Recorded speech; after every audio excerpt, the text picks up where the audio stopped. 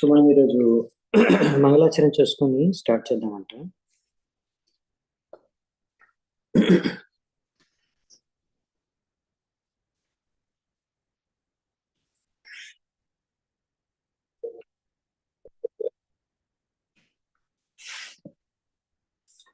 హరే కృష్ణ.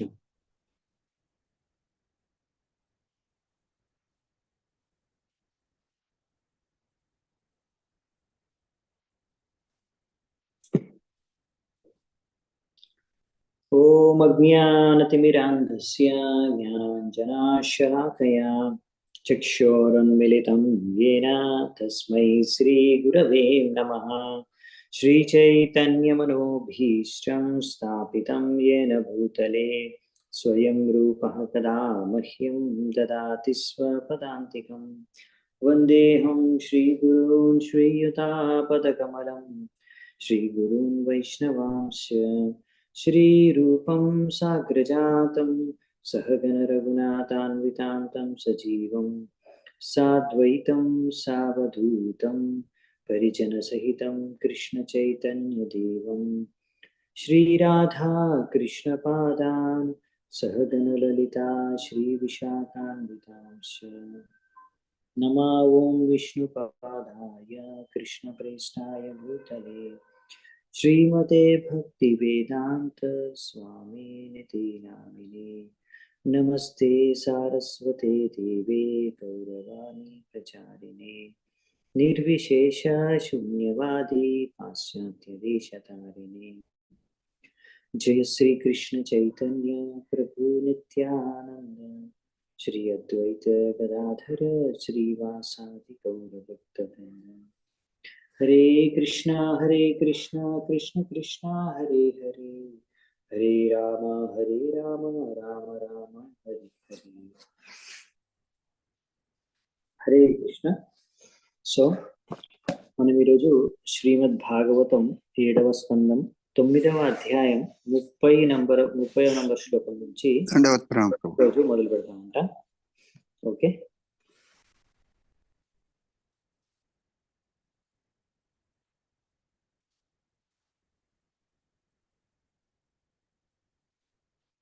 హరే కృష్ణ.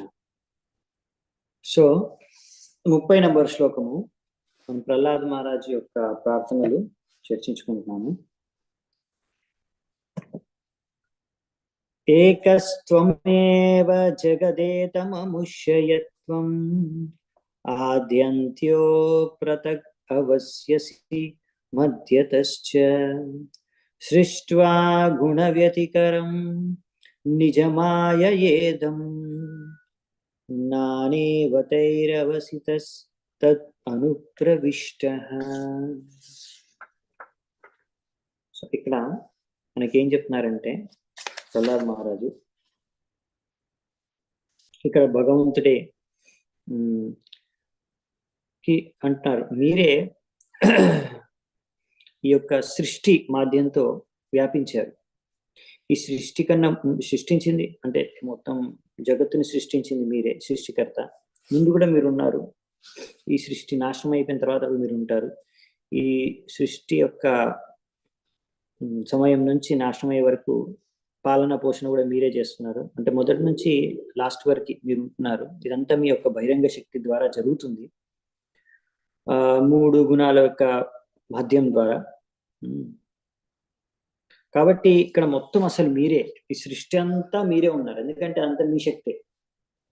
ఏకోప్యసౌర చయుతం జగదండ కోటి కోటిశ్చక్తిరస్తు జగదండ చయాయదంతః అండాంతరస్థ పరమాణు చయాంతరస్థం గోవిందమాది పురుషం తమహం భజామి.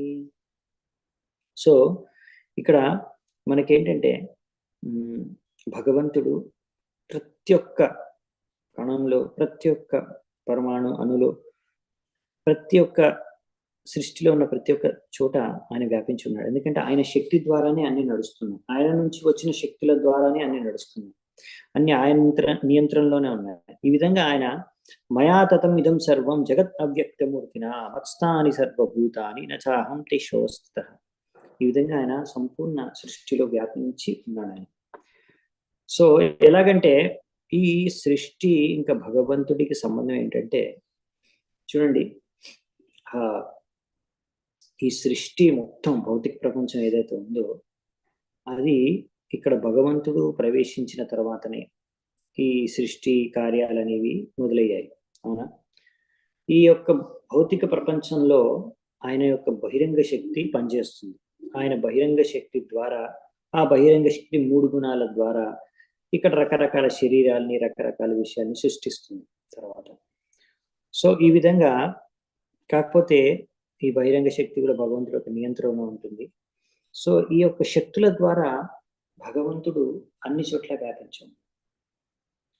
ఇంకా ఈ సృష్టి జగత్తు అనేది భగవంతుడికి, మనకు ఎలాగైతే ఆత్మ, మనం శరీరం కాదు, కానీ శరీరంలోనే ఆత్మ ఉంది. అలాగే భగవంతుడు ఈ యొక్క సృష్టిలో ఉన్నాడు, కానీ ఆయన సృష్టి కాదు, కానీ సృష్టి మొత్తం కూడా ఆయన వ్యాపించున్నాడు. ఎలాగైతే మన ఆత్మ చేతన ద్వారా మొత్తం శరీరం అంతా వ్యాపించి ఉంటుంది. ఇప్పుడు మనము ఏ కార్యాలు చేసినా ఇప్పుడు మన శరీరం ద్వారా చేస్తాం, అవునా, ఈ జగత్తులో.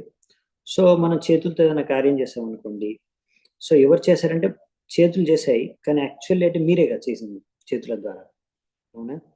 సో ఒక విధంగా చెప్పాలంటే మీరు చేశారు, చేతులు చేశారంటే తేడా ఏం లేదు, ఒకటే. ఎందుకంటే చేతులు చేశాయి, కానీ ఆ చేతుల ద్వారా మనమే చేసేది. అలాగే భగవంతుడు ఈ సృష్టిలో జరిగేదంతా కూడా భగవంతుడు ఆ బహిరంగ శక్తి ద్వారా కానివ్వండి, 3 గుణాల ద్వారా కానీ జరగనివ్వండి, కానీ అది భగవంతుడి యొక్క ఆదేశం మేరకే అది జరుగుతుంది. భగవంతుడి ఇచ్ఛానుసారంగానే అది జరుగుతుంది. ఆయన శక్తులు పనిచేస్తుంది. అలాగే మన ఇచ్ఛానుసారంగా మన చేయి పనిచేస్తుంది. మనం అనుకున్నప్పుడే చేయి లేస్తుంది, చేయి పనిచేస్తుంది, పని కావాలంటే ఆ పని. సో అలా అనమాట. సో మనకి ప్రభుపాల్ వారు ఈ విషయాన్ని ఇంకో చోట బాగా ఎక్స్ప్లెయిన్ చేస్తారనమాట. సో అందుకనే ఒక విధంగా చెప్పాలంటే ఈ యొక్క భౌతిక ప్రపంచం అనేది భగవంతుడికి శరీరం వంటిది అనమాట. అందుకే ఇది ఎవరైతే ఆత్మ భగవంతుడి యొక్క రూపాన్ని, చిన్మయ దేహాన్ని, చిన్మయ రూపాన్ని నమ్మరో అలాంటి వాళ్ళకి చెప్తారు భగవంతుడి యొక్క ఈ విరాట రూపం దీనిపైన ధ్యానం చేయమని. ఎందుకంటే వాళ్ళకి అదే అర్థమవుతుంది. ఎవరికైతే ఆత్మ అర్థం చేసుకోలేరో వాళ్ళకి శరీరం కనిపిస్తుంది, కాబట్టి శరీరంతోనే వాళ్ళు అర్థం చేసుకోగలరు అలా. సో అందుకనే ఈ విరాట్ రూపం అనేది శాశ్వతమైనది కాదనమాట. ఇది ఆధ్యాత్మికమైన భగవంతుడి రూపం కాదు. ఏదైతే అర్జునుడికి కృష్ణుడు చూపిస్తాడో విరాట్ రూపం. సో అలా ఇక్కడ ఈ యొక్క సర్వకాల ఇదం బ్రహ్మ. సో మొత్తం ఈ యొక్క సృష్టిలో భగవంతుడు ఆయన శక్తుల ద్వారా వ్యాపించింది. ఒక విధంగా శక్తి, శక్తిమాన్ ఇద్దరు కూడా ఒకటే. ఎందుకంటే శక్తిమాన్ నుంచే శక్తి వస్తుంది కాబట్టి ఆ విధంగా. ఇంకా రకరకాల శక్తులు ఉంటాయి కదా, అంతరంగ శక్తి, బహిరంగ శక్తి. అంతరంగ శక్తి ఆధ్యాత్మిక జగత్తులో పనిచేస్తుంది, బహిరంగ శక్తి భౌతిక జగత్తులో పనిచేస్తుంది.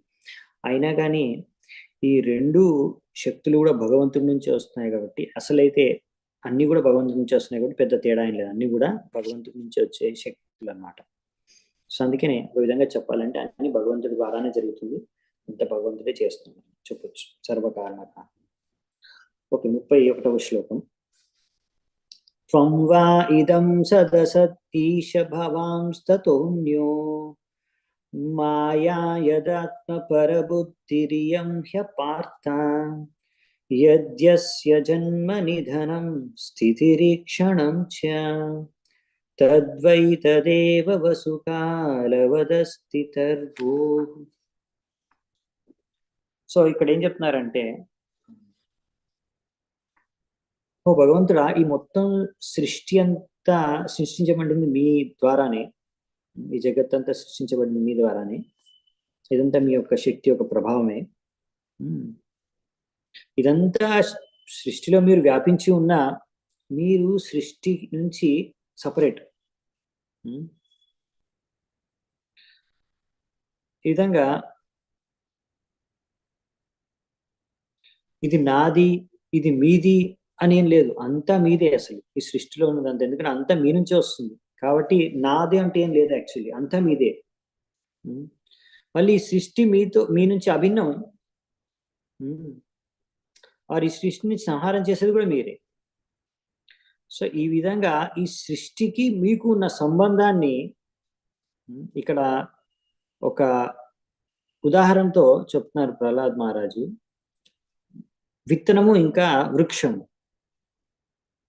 లేకపోతే సూక్ష్మ ఇంకా స్థూల శరీరం కారణం.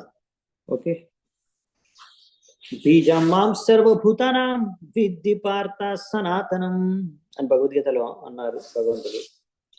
అంటే ఈ యొక్క సృష్టికి మూల బీజాన్ని నేనే. అవునా? ఈశావాస్యమిదం సర్వం యతో వా ఇమాని భూతాని జాయంతే అండ్ సర్వకాలం ఇది బ్రహ్మ. సో ఇవన్నీ కూడా ఇక్కడ ఇచ్చారు. వీటన్నిటి ద్వారా మనం అర్థం చేసుకున్నది ఏంటంటే మొత్తం అంతటా భగవంతుడి శక్తుల ద్వారా వ్యాపించి ఉన్నాడు. అలాగనేసి మాయవాదులు అన్నట్టుగా అంతటా వ్యాపించి ఉన్నాడు కాబట్టి ఇంకా భగవంతుడికి రూపం లేదు, అలా కాదు, అది తప్పు. భగవంతుడు అన్ని చోట్ల తన శక్తుల ద్వారా వ్యాపించి ఉన్నా ఆయన ఈ యొక్క మొత్తం సృష్టికి అందులో కలిసిపోలేదు. కలిసిపోయారు కానీ కలిసిపోలేదు. ఎలాగంటే ఆత్మ శరీరంలో ఉంది కానీ ఆత్మ శరీరంలో కలిసిపోలేదు, కానీ శరీరంలోనే ఉంది. కానీ శరీరం నుంచి దానికి ఏం సంబంధం లేదు మళ్ళీ. అవునా? శరీరం నశించిపోయిన ఆత్మకేం కాదు. అలాగే ఈ సృష్టి ఇంకా భగవంతుడికి అనమాట. సో ఆయన పరమాత్మ. సో ఇది అచింత్య భేదాభేద తత్వం అన్నమాట. ఎలా భగవంతుడు ఈ సృష్టి ఒకటే, మళ్ళీ రెండు కూడా సపరేట్. అలా ఎలాగైతే మనం ఆత్మ ఇంకా శరీరం ఒక విధంగా రెండు కలిసే ఉన్నాయి. అవునా? ఆత్మ శరీరంలోనే ఉంది, కానీ ఆయన ఆత్మ శరీరాన్ని కూడా స్పర్శించదు. అవును. సో ఇక్కడ మనకి ఒక ఉదాహరణ ఇస్తున్నారు కదా, వసుకాల్వత్ అస్థితరవో. దీంతో మనం అర్థం చేసుకోవచ్చు అన్నమాట. సో రకరకాల సమయాలు ఉంటాయి, భవిష్యత్తు, వర్తమానం, ఇంకా అతీతం. అవునా? సో మనం ఇది చూస్తున్నాం, పొద్దున, మధ్యాహ్నం, సాయంత్రం, అలా వేరు వేరు సమయాలు. ఇవన్నీ వేరు వేరైనా అవన్నీ కూడా ఒకటే. అవునా? ఇదంతా కూడా సమయమే, ఇదంతా కూడా భగవంతుడి శక్తే. కానీ భగవంతుడు సమయం కాదు. మళ్ళీ సమయానుసారంగా సృష్టి, పాలన, సంహారం జరుగుతుంది. కానీ భగవంతుడికి ఎప్పుడు కూడా సంహారం ఉండదు. భగవంతుడికి ఆది లేదు, అంతం లేదు. ఆయన నిత్య శాశ్వత. ఈ విధంగా సో భగవంతుడు ఇంకా ఈ సృష్టి అభిన్నమైన, భగవంతుడికి ఈ సృష్టి నుంచి ఆయన సపరేట్. సో అందుకనే ఇక్కడ మనము అర్థం చేసుకోవాలి విషయాన్ని. మాయావాదులు ఏమంటారంటే అన్ని చోట్ల భగవంతుడు వ్యాపించిపోయాడు కాబట్టి ఆయనకి ఇంకా రూపం లేదు, ఇంకా వేరే అస్తిత్వం లేదు. కానీ ఇది కరెక్ట్ కాదు.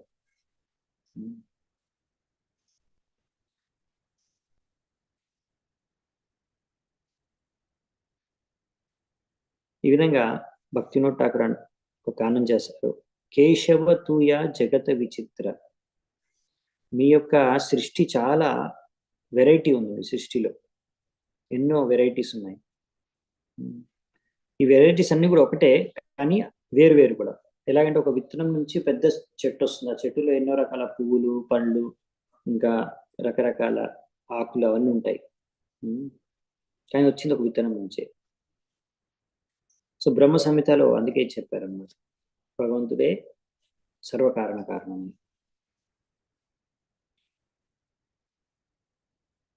కాబట్టి ఒక విధంగా తేడా లేదు, ఇంకో సైడ్ నుంచి తేడా ఉందన్నమాట. అన్ని సమయానుసారంగా జరుగుతాయి, కానీ సమయం అనేది కూడా భగవంతుడి యొక్క నియంత్రణలోనే ఉంది. కానీ భగవంతుడు సమయం కాదు, సమయం ద్వారా అన్ని చేస్తుంటాడు. ఈ సమయంలో జరిగిపోతుంది అంతే. కాబట్టి అలాగే మనకు సమయానుసారంగా ఒక్కొక్క సమయంలో మనకు సుఖం వస్తుంది, ఒక్కొక్క సమయంలో దుఃఖం వస్తుంది. అందుకే ఎవరైతే ఉన్నతమైన భక్తులు ఉంటారో వాళ్ళు రెండింటికి పెద్ద తేడా చూపించారు. సుఖము దుఃఖం అంతా, భౌతిక సుఖము దుఃఖం అంతా ఒకటే వాళ్ళకి. సత్యేనుకంపాం సుసమీక్షమానో భుంజాన ఏవాత్మకృతం విపాకం. ఆయన ఎవరైతే శుద్ధ భక్తుడు, ఆయన కష్టం వచ్చినా సుఖం వచ్చినా అంతా కూడా భగవంతుడి యొక్క కృపనే అని ఆయన తీసుకోగలుగుతాడు, గ్రహిస్తాడు దాన్ని. ఎందుకంటే అతను కృష్ణ భక్తిలో కృష్ణ చైతన్యంతో ఉన్నాడు కాబట్టి. ఎవరైతే ఇలాంటి చేతనలో ఉంటారో వాళ్ళకి ముక్తి అనేది వాళ్ళకు దొరకడం అర్హత, వాళ్ళకు అర్హత దొరుకుతుంది ముక్తి దగ్గర భగవద్ధామానికి వెళ్ళడానికి. సో ఎలాగైతే ఒక కొడుక్కి తండ్రి యొక్క ఆస్తిలో వాటా ఉంటుందో, అర్హత ఉంటుందో, అలాగే ఆ వ్యక్తికి భగవద్ధామంలో వెళ్ళడానికి అతనికి అర్హత లభించేస్తుందంట. అందుకనే, ఎందుకంటే ఆ వ్యక్తి ఇలాంటి భౌతిక సుఖ దుఃఖాలకు అతీతంగా ఉంటాడు. అదే మెయిన్. ఆ స్టేజ్కి మనం వచ్చామంటే మనం భగవద్ధామం ఇంక వెళ్ళిపోయినట్టే, కన్ఫర్మ్. 32వ శ్లోకం. న్యస్యేదం ఆత్మని జగత్ విలయాంబుమధ్యే శేషేత్మనా నిజ సుఖానుభవో నిరీహః యోగేన మీలిత దృగాత్మని పీత నిద్రస్ తుర్యే స్థితో నతు తమో న గుణాంశయుంక్షే. సో ఇక్కడ ఏం చెప్తున్నారంటే, ఓ భగవంతుడా, ఈ యొక్క సంహారం జరిగిన తర్వాత అంతా కూడా మీ యొక్క కడుపులోకి వెళ్ళిపోతుంది, నాభిలో నుంచి. అవునా? మీలోనే ఉంటుంది. మీరేమో అలా నిద్రిస్తున్నట్టు ఉంటారు, యోగ నిద్రలో ఉంటారు, సగం కళ్ళు మూసుకొని యోగ నిద్రలో ఉంటారు. కానీ మీరు ఒక సాధారణ మనిషిలాగా నిద్రించట్లేదు. మీరు చిన్మయ్ ఆ యోగ నిద్రలో ఉన్నాయని భగవంతుడు ఆధ్యాత్మిక స్థలంలోనే ఉన్నాడు. ఆధ్యాత్మిక నిద్ర అది, యోగ నిద్ర. ఇది మన భౌతిక సృష్టికి సంబంధించింది కాదు. మీరు అప్పుడు కూడా ఆధ్యాత్మిక ఆనందంలోనే మునిగి ఉంటారు. మీరు కారణాదాక్షయ విష్ణు అంటే మహావిష్ణు రూపంలో మీరు ఎల్లప్పుడూ యోగ నిద్రలో ఉంటారు. కానీ ఈ యొక్క భౌతిక ఏవైతే విషయ వస్తువులు ఉన్నాయి దాంట్లో మీకు ఏమాత్రం కనీసం స్పర్శ కూడా ఉండదు. కానీ మీరు నిద్రించేది, మనము బద్ధజీవులు నిద్రిస్తాం కదా, తమో గుణం యొక్క ప్రభావంతో మనం నిద్రిస్తాం. కానీ భగవంతుడి నిద్ర అలా తమో గుణం చేత ప్రభావితమైంది కదా, అది ఆధ్యాత్మిక నిద్ర, యోగ నిద్ర.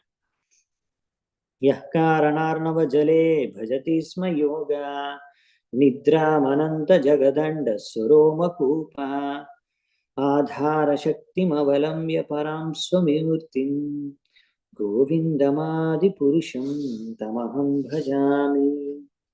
చూడండి, మహావిష్ణువు కారణ సముద్రంలో యోగ నిద్రలో ఉన్నప్పుడు ఆయన సాధారణమైన మనలాంటి నిద్ర కాదు. ఎందుకంటే ఆయన నిద్రిస్తున్నా కానీ, ఆయన యోగ నిద్రలో ఉన్నా కానీ ఆయన శరీరం నుంచి ప్రతి ఒక్క రోమకూపాన్ని నుంచి ఒక్కొక్క బ్రహ్మాండం బయటకు వస్తుంది. ఆయన శ్వాస పీల్చుకున్నప్పుడు, శ్వాస వదిలినప్పుడు ఒక బ్రహ్మాండం, శ్వాస వదిలినప్పుడు బయటకు వస్తుంది. ఆయన శ్వాస పీల్చుకున్నప్పుడు ఒక బ్రహ్మాండం లోపలికి వెళ్ళిపోతుంది ఆయన శరీరంలోకి. సో ఈ విధంగా, సో ఆయన నిద్రించేది నిద్ర మనలాంటి నిద్ర కాదనమాట. ఆయన ఆది పురుషుడు. సృష్టి కన్నా ముందు నుంచే ఆయన ఉన్నాడు. సృష్టి ఆయన నుంచి మొదలైంది. ఈ విధంగా. సో ఇక్కడ అందుకని యోగ నిద్ర అన్నారు అన్నమాట. ఇది సాధారణ నిద్ర కాదు. భగవంతుడి సచ్చిదానంద రూపం కదా, ఆయన ఎప్పుడు కూడా ఇలాంటి మనలాగా 3 గుణాలకి అతి ప్రభావితమై ఏ కార్యం కూడా చేయరు అనమాట. ఆయన ఎప్పుడు ఆధ్యాత్మిక స్థలంలోనే ఉంటాడు. మనలాగా మనం పడుకున్నప్పుడు ఒక్కొక్కసారి జాగృత అవస్థలో ఉంటాం, ఒకసారి పడుకుంటాం, ఒకసారి కళ్ళు కంటాం. ఇలా జాగరణ, నిద్ర, సుసుప్తి అనే స్టేజెస్ భగవంతుడికి ఉండవు. ఆయన ఎప్పుడు యోగ నిద్రలో ఉంటాడు. మహావిష్ణువు ఆయన ఎప్పుడు ఆధ్యాత్మిక స్థలంలోనే ఉంటాడు. ఇక్కడ కూడా చాలా మంది యోగిలు వాళ్ళు కూడా ధ్యానం చేస్తూ ఉంటారు. వాళ్ళు కూడా అది యోగ నిద్ర కాదు, వాళ్ళు నిజంగానే అప్పుడప్పుడు పడుకుంటారు అనమాట, అది తమోగుణం ప్రభావంతో. కానీ అది యోగ నిద్ర కాదు, ఆధ్యాత్మిక స్థలంలో ఉండదు. కాకపోతే మనం అసలైన యోగా అంటే భగవంతుడి పైన ధ్యానం చేయడం. ధ్యానావస్థిత తద్గతేన మనస్సు అనేది సంపూర్ణంగా భగవంతుడి యొక్క పాదపద్మాల పైన ధ్యానంలో ఉండాలి. అది అసలైన యోగా, పడుకోవడం కాదు కళ్ళు మూసుకొని. సో అందుకనే ప్రభుపాల్ గారు చూశారు కూడా ఒకసారి అమెరికాకి వెళ్ళారు కదా స్టార్టింగ్ లో ప్రభుపాల్ గారు ప్రచారం చేయడానికి. అప్పుడు అక్కడ మిశ్రా యోగా స్టూడియోలో ఆయనకు మరి నివసించడానికి చోటు దక్కిందనమాట. ఎందుకంటే అప్పుడు అక్కడ ఎవరికి ఎక్కడ ఉండాలో ఆయన దగ్గర ఎవరు తెలీదు, ఏ స్థలం దొరకలేదు. అప్పుడు ఒక మిశ్రా అనే వ్యక్తి యొక్క యోగా స్టూడియోలో ఆయనకు స్థలం దొరికితే సరే అని ఆయన అక్కడ కూర్చొని చూసేవాడు అనమాట. ఎంతో మంది వచ్చి ధ్యానం యోగా కూర్చొని యోగా ధ్యానం చేసేవారు. ఆ చేస్తూ చేస్తూ చాలా మంది పడుకుండేవారు, నిద్రపోయేవాళ్ళు. ప్రభుపాద వారు గమనించారు అప్పుడు, ఇవి యోగా పేరుతో కాసేపు నిద్రపోయి తర్వాత వెళ్ళిపోతున్నారు అంటే. ఓ నిద్రపోయింది కదా, నిద్రపోతే ఎవరికైనా కొంచెంసేపు నిద్రపోయాను అనుకోండి, మీరు కొంచెంసేపు ఫ్రెష్ అయిపోతుంది, మైండ్ ఫ్రెష్ అవుతుంది, సో రిలాక్స్ అవుతుంది అలా. సో ధ్యానం పేరుతో కాసేపు అలా ధ్యానం చేస్తూ చేస్తూ నిద్రపోతారు అనమాట. తర్వాత లేచిన తర్వాత ఎంత ఫ్రెష్ అయిపోయింది, ఎంత బాగా ధ్యానం జరిగింది, ఎంత బాగా మైండ్ మొత్తం ఫ్రెష్ అయిపోయింది, రిలాక్స్ అయిపోయింది, బాగుంది మెడిటేషన్. సో అదేంటి, నిద్రపోతే ఎలాగైనా కాసేపు ఫ్రెష్ అవుతాం అన్నమాట. అందులో పెద్ద విశేషమైంది అది యోగ కాదు, అది పడుకోవడం. తస్యైవ తేవ పురిదం నిజకాల శక్త్యా సంచోదిత ప్రకృతి ధర్మణ ఆత్మగూఢం అంబస్యనంత శయనా విరమత్ సమాధేర్ నాభేరభూత్ స్వకణికా వటవన్ మహాబ్జం. సో నెక్స్ట్ ఇక్కడ 33వ నంబర్ శ్లోకం నుంచి ప్రహ్లాద మహర్షి ఏం చెప్తున్నారంటే గర్భోదాక్షయ విష్ణు గురించి చెప్తున్నారు. మనకు కారణోదాక్షయ గురించి చెప్పారు ఇక్కడ మహావిష్ణు. ఇప్పుడు నెక్స్ట్ ఆయన నుంచి వచ్చేది గర్భోదాక్షయ విష్ణు. ఆయన నుంచే బ్రహ్మదేవుడు పుట్టుకొని వస్తాడు. ఆయన నుంచి బ్రహ్మాండంలో సృష్టి, ఈ బ్రహ్మాండం లోపల ఉన్న సృష్టి జరుగుతుంది. సో ఈ విధంగా ఈ యొక్క భౌతిక జగత్తు ఏదైతే సృష్టించబడుతుందో ఇదంతా కూడా మీ శరీరం నుంచే వచ్చింది, అవునా? మీ యొక్క కాలశక్తి యొక్క ప్రభావంగానే సృష్టి అనేది కార్యం మొదలవుతుంది. 3 గుణాలు అనేవి సృష్టించబడతాయి. సో మీ యొక్క గర్భోదాక్షయ్ విష్ణువుగా ఉన్నప్పుడు మీ యొక్క గర్భంలో మీ యొక్క నాభి నుంచే వచ్చే కమల పువ్వు నుంచే బ్రహ్మదేవుడు ప్రత్యక్షమవుతాడు, అవునా? ఈ యొక్క మొత్తం జగత్తు, ఈ లోకాలన్నీ కూడా ఈ కమల పువ్వు లోపలే ఉంటాయి. సో మనకి తెలుసు కదా 3 విష్ణువులు, కారణోదాక్ష విష్ణువు లేకపోతే మహావిష్ణు ఒకటే, ఇంకొకటి గర్భోదాక్ష విష్ణు, ఇంకొకరు క్షీరోదాక్ష విష్ణు పరమాత్మ. సో ఈ విధంగా 3 విష్ణువులు ఉన్నారు. వీళ్ళు 3ని పురుష అవతారాలు అంటారు. ఎందుకంటే పురుషుడు అంటే ఎవరైతే సృష్టి కార్యం చేస్తారు, క్రియేషన్ చేసేవాళ్ళని, అందుకనే ఇక్కడ వీళ్ళు 3ని పురుష అవతారాలు అంటారు. ఇది భౌతిక సృష్టి కార్యంలో వీళ్ళు 3 కూడా ఇన్వాల్వ్ అయి ఉంటారు కాబట్టి. సో ఈ విధంగా మనం ఇక్కడ గర్భోదాక్ష విష్ణు గురించి చెప్తున్న విషయాన్ని అర్థం చేసుకోవచ్చు అన్నమాట. ఓకే, సో నెక్స్ట్ 34వ శ్లోకం. తత్సంభవ కవిరతో న్యత పశ్యమానస్ త్వాం బీజమాత్మని తతం సబహిర్విచింత్య నావిందదప్త శతమప్సు నిమజ్జమాను జాతేంకురే కతముహోపలబ్ధే బీజం ఉపలభేత బీజం. ఓకే, సో ఆ యొక్క కమలం పువ్వు పైన బ్రహ్మదేవుడు జన్మిస్తాడు. అప్పుడు జన్మించినప్పుడు బ్రహ్మదేవుడికి ఏమీ కనిపించదు, కమలం పువ్వు తప్ప. అప్పుడు బ్రహ్మదేవుడు ఎక్కడున్నాడో నువ్వు తెలియక వెతుక్కుంటూ అప్పుడు ఏం చేశారంట, ఆ నీళ్ళల్లో లోపలికి వెళ్ళి ఎక్కడి నుంచి కమలం పువ్వు వస్తుందనేసి చాలా 100 సంవత్సరాలు ప్రయత్నించాడంట. కానీ ఎక్కడి నుంచి కమలం పువ్వు పుట్టుకొస్తుందని ఆ లోపలికి వెళ్ళి చూస్తే, ఎంత లోపలికి వెళ్ళిన కమలం పువ్వు ఎక్కడి నుంచి మొదలవుతుందని మొదలు ఎక్కడి నుంచి ఉందని వెతికిన 100 సంవత్సరాల వరకు అని ఏమాత్రం కనిపెట్టలేకపోయాడు.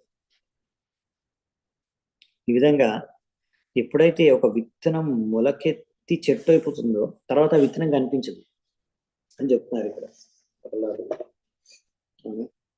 సో ఈ విధంగా ఇక్కడ మనం చూడొచ్చు. అంటే ఇక్కడ 100 సంవత్సరాలు అన్నది దేవతా సంవత్సరాలు అన్నమాట. దేవతా సంవత్సరాలు అంటే ఒక రోజు దేవతలది మనకు 6 నెలలు అన్నమాట, ఆ ప్రకారం. ఓకే,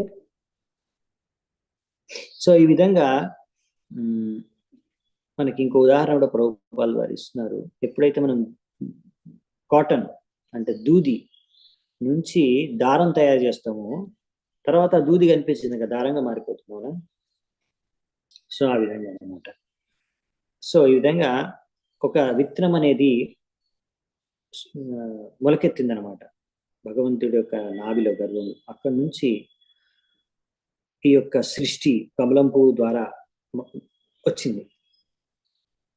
సో ఇప్పుడు ఆ విత్తనం నుంచి మొత్తం సృష్టి అనేది వచ్చింది. ఇప్పుడు ఆ విత్తనం లేదు. ఓకే, అది స్టార్ట్ అయింది నాభి నుంచి. సో మరి ఇప్పుడు మోడర్న్ సైంటిస్ట్ అంటే ఇవాళ రేపు వైజ్ఞానికులు వాళ్ళు ఏమంటారంటే, ఎలా ఈ భౌతిక ప్రపంచం సృష్టించబడింది అంటే పిల్లలకి స్కూల్లో నేర్పిస్తారు. Big bang theory, chunk theory. అంటే ఒక ముందు ఒక చంక్ ఉండే, అంటే ఒకటి ఏదో ఉండే సబ్స్టెన్స్, అది పేలింది, ఏదో ఉండే అది పేలింది, అది పేలి మొత్తం సృష్టి జరిగింది. సో అది పేలిపోయింది కదా, ఇప్పుడు అది లేదనమాట. అందుకే మనకి ఇక్కడ కనిపించదు, కానీ అదే సృష్టిగా మారిపోయింది అని బిగ్ బ్యాంగ్ థియరీ అంటారు. లేకపోతే కొంతమంది రీసెంట్గా కాదు ఇదంతా వచ్చింది ఒక గాడ్ పార్టికల్. అలా ఒక చిన్న వస్తువు, అది పెద్ద వస్తువు, చిన్న వస్తువు ఏదో ఒకటి ఉండే ముందు దాన్ని అది పేలో అందులోంచి ఏదో ఒకటి అయ్యో అందులోంచి ఎక్స్పాండ్ అయ్యి అందులోంచి పుట్టుకొచ్చి మొత్తం సృష్టి అంతా వచ్చింది. ఇప్పుడు అది లేదంట.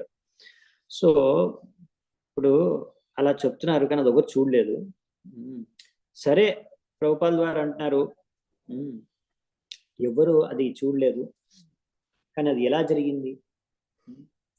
ఒకవేళ నిజంగా అదొక చంకు ఉందనుకోండి, అంటే అదే ఎవరు సృష్టించారు మరి? ఆ ముందున్న బీజాన్ని, అది గాడ్ పార్టికల్ అనండి, ఒక ఏదైనా అనండి దాని సబ్స్టెన్స్ ని.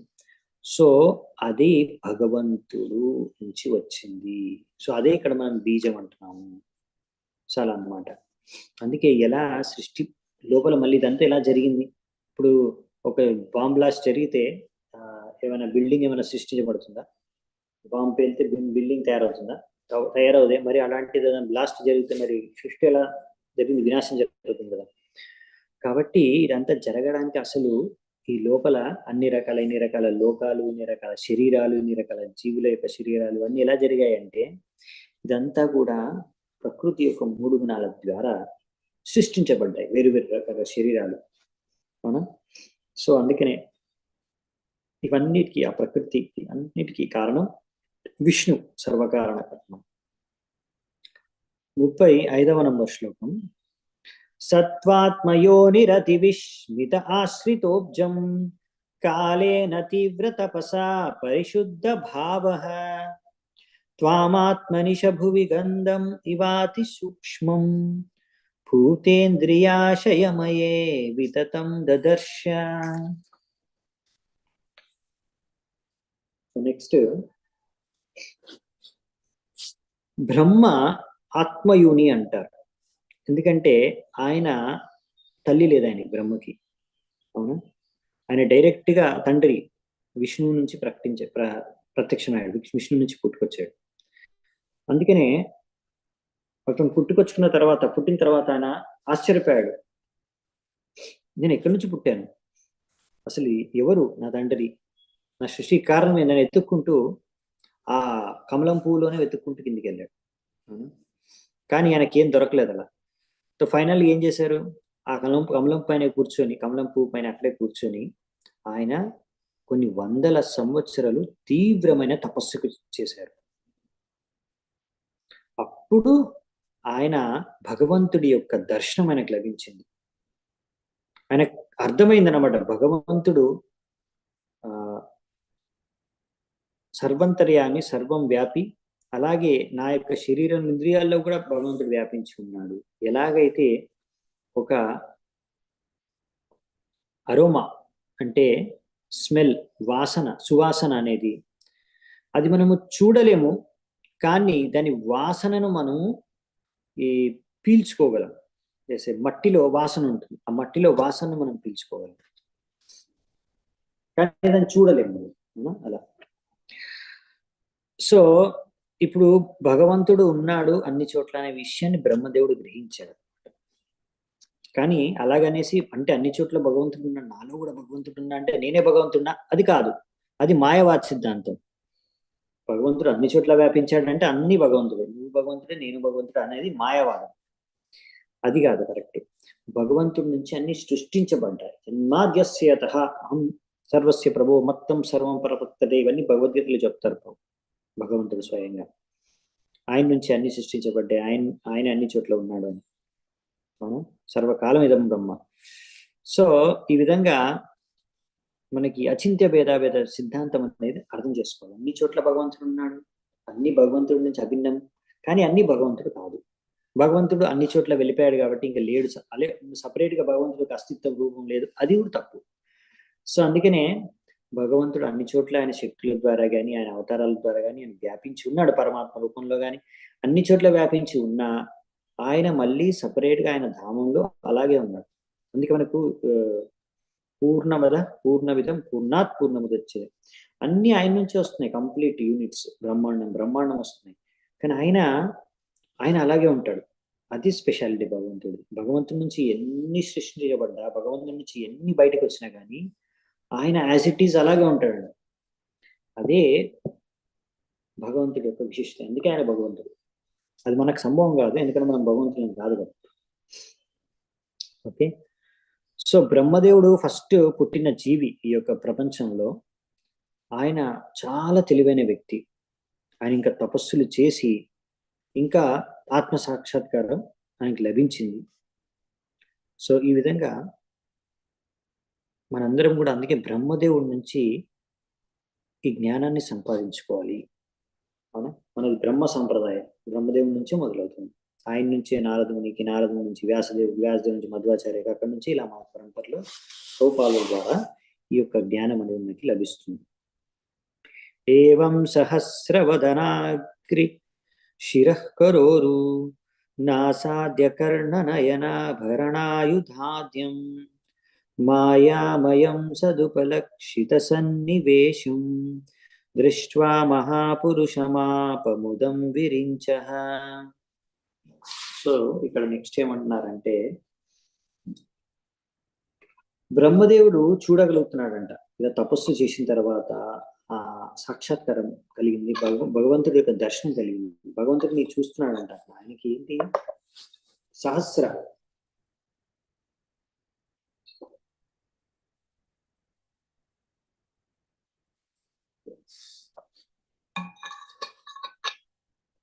భగవంతుడికి వేల వేల ముఖాలు, వేల వేల కాళ్ళు, వేల వేల చేతులు, వేల వేల నోర్లు, వేల వేల ముక్కులు, వేల వేల కళ్ళు, ఇలాన్ని వేల వేల సంఖ్యలో ఉన్నాయి. అవన్నీ కూడా ఎంతో బాగా అలంకరించుకొని ఉన్నాయి. ఇంకా మంచి మంచి ఆభూషణాలతో, మంచి మంచి అస్త్రాలతో. ఈ విధంగా విష్ణువు యొక్క ఈ దర్శనాన్ని, ఆధ్యాత్మిక రూపాన్ని దర్శించుకున్నారు. ఈ విధంగా ఆయన బ్రహ్మదేవుడు ఆధ్యాత్మిక ఆనందాన్ని అనుభూతి చెందాడనమాట. సో ఇలా భగవంతుడి యొక్క దర్శనం కలగడం ఆత్మ సాక్షాత్కారం అయినట్టు. ఆయన అంటే ఆత్మ సాక్షాత్కారం జరిగితే భగవంతుడిని దర్శించుకోగలరు బ్రహ్మదేవుడి లాగా. దాని ద్వారా మనం అర్థం చేసుకోవచ్చు మనకు ఆత్మ సాక్షాత్కారం జరిగిందని. ఏదో బ్రహ్మజ్యోతి గురించి అర్థం చేసుకున్నంత మాత్రాన మనకు ఆత్మ సాక్షాత్కారం సంపూర్ణ జరిగిందని మనం చెప్పలేము. కానీ ఎప్పుడైతే భగవంతుడి యొక్క ఆధ్యాత్మిక రూపాన్ని మనం దర్శించుకోగలుగుతామో అప్పుడు మనకు ఆత్మ సాక్షాత్కారం సంపూర్ణంగా కలిగిందన్నట్టు. ఇక్కడ నుంచి అర్థమవుతుంది బ్రహ్మదేవుడి నుంచి చూసి. సో అర్జునుడు కూడా ఇలా భగవంతుడి యొక్క దివ్య రూపాన్ని ఆయన దర్శించుకున్నాడు, ఆయనకి సాక్షాత్కారం జరిగింది. అందుకే ఆయన అన్నాడు, పరం బ్రహ్మ పరం నామ పవిత్రం పరమం భవాన్ పురుషం శాశ్వతం దివ్యం ఆదిదేవం అజం విభుం. అవునా, సో అందుకనే ఆ శాశ్వతమైన రూపం వాడు భగవంతుడిది. ఆయన శాశ్వతంగా ఆయన పురుషుడు అంటే భోక్త. సో అందుకనే ఇక్కడ మనకి ఈ విషయాన్ని అర్థం చేసుకోవాలి. కానీ ఈ విషయాన్ని అర్థం చేసుకోవడానికి భగవంతుడే సర్వకారణ కారణం అనేది ఆధ్యాత్మిక రూపం, ఆయన నుంచి అన్ని సృష్టించబడ్డాయి, మనం ఆయనకి శరణాగతం అవ్వాలి అనే ఈ సంపూర్ణమైన జ్ఞానం పొందడానికి ఎన్నో జన్మలెత్తాల్సింది. బహునాం జన్మనామంతే జ్ఞానవాన్ మాం ప్రపద్యతే. ఈ భగవంతుడి ఈ జ్ఞానాన్ని పొందడానికి మనకు ఎన్నో జన్మల తర్వాత జ్ఞానం లభిస్తుంది. సో అందుకనే మీరు అర్థం చేసుకోవచ్చు మనం అందరము ఎంత భాగ్యవంతులము, ఈ జ్ఞానం మనకు లభించింది. ఇక్కడ ప్రపంచంలో చాలా మందికి జ్ఞానం లేదు, తెలియదు. అజ్ఞానంలోనే ఉన్నారు, అజ్ఞానంలోనే జీవిస్తున్నారు. సో అందుకని ఇది మనకు జ్ఞానం కలిగిందని ఎప్పుడు తెలుస్తుందంట? ఎప్పుడైతే మనం ఈ జ్ఞానం కలిగింది అంటే మనం ఏం చేస్తాం ఇంకా, ఇటువంటి భగవంతుడి జ్ఞానం మనకు లభిస్తే భగవంతుడికి మనం శరణాగతం అవుతాం. అస్సలు మనం ఎప్పుడైతే శరణాగతులు అవుతామో అప్పుడు ఆ జ్ఞానం యాక్చువల్లీ మనకు అర్థమైనట్టు, అంతే కదా. సో మనకు అర్థమైంది అనుకోండి, అరే భగవంతుడు ఇది అని, మనం భగవంతుడు శరణాగతులు అయిపోతాం సరిగ్గా అర్థమైతే. సో భగవంతుడి యొక్క సచ్చిదానంద విగ్రహాన్ని మనం అర్థం చేసుకోవాలన్నమాట. అందుకే సో ఇప్పుడు బ్రహ్మదేవుడు ఇక్కడ ఎలాగైతే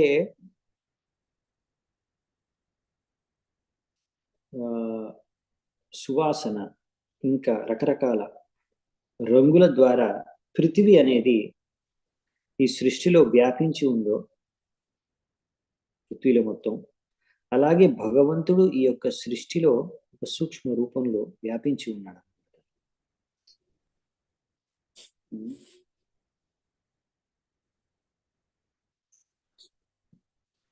సో 37వ నంబర్ శ్లోకం. తస్మై భవాన్ హయశిరస్తనువం హి బిప్రద్ వేదద్రుహావతి బలౌ మధుకైతభాఖ్యౌ హత్వానయశ్రుతిగణాం శరజస్తమశ్చ సత్వం తవ ప్రియతమాం తనుమామనంతి. సో ఇక్కడ ఏం చెప్తున్నారంటే నెక్స్ట్, ఓ భగవంతుడా, ఎప్పుడైతే హయగ్రీవుడి రూపంలో వచ్చావో, ఈ యొక్క హయగ్రీవుడు అంటే, హయగ్రీవ అవతారం అంటే గుర్రం యొక్క శిరస్సు ఉంటుంది. అప్పుడు మధుకైతవ అనే ఇద్దరి అసురుల్ని, ఎవరైతే రజతమో గుణాలతో యుక్తమై ఉన్నారో వాళ్ళని చంపేశావు. తర్వాత వాళ్ళు ఏదైతే దొంగిలించారో బ్రహ్మదేవుడి నుంచి వేదిక జ్ఞానాన్ని, వేదాలని, ఆ జ్ఞానాన్ని తిరిగి నువ్వు మళ్ళీ బ్రహ్మదేవుడికి ప్రసాదించావు. అందుకనే మహామహా సాధువులు అందరూ కూడా నీ యొక్క ఈ రూపాన్ని, దివ్యమైన రూపాన్ని పూజిస్తారు, స్వీకరిస్తారు, ఏదైతే 3 గుణాలకి అతీతము. సో భగవంతుడి యొక్క రూపం ఏంటంటే 3 గుణాలకు అతీతం.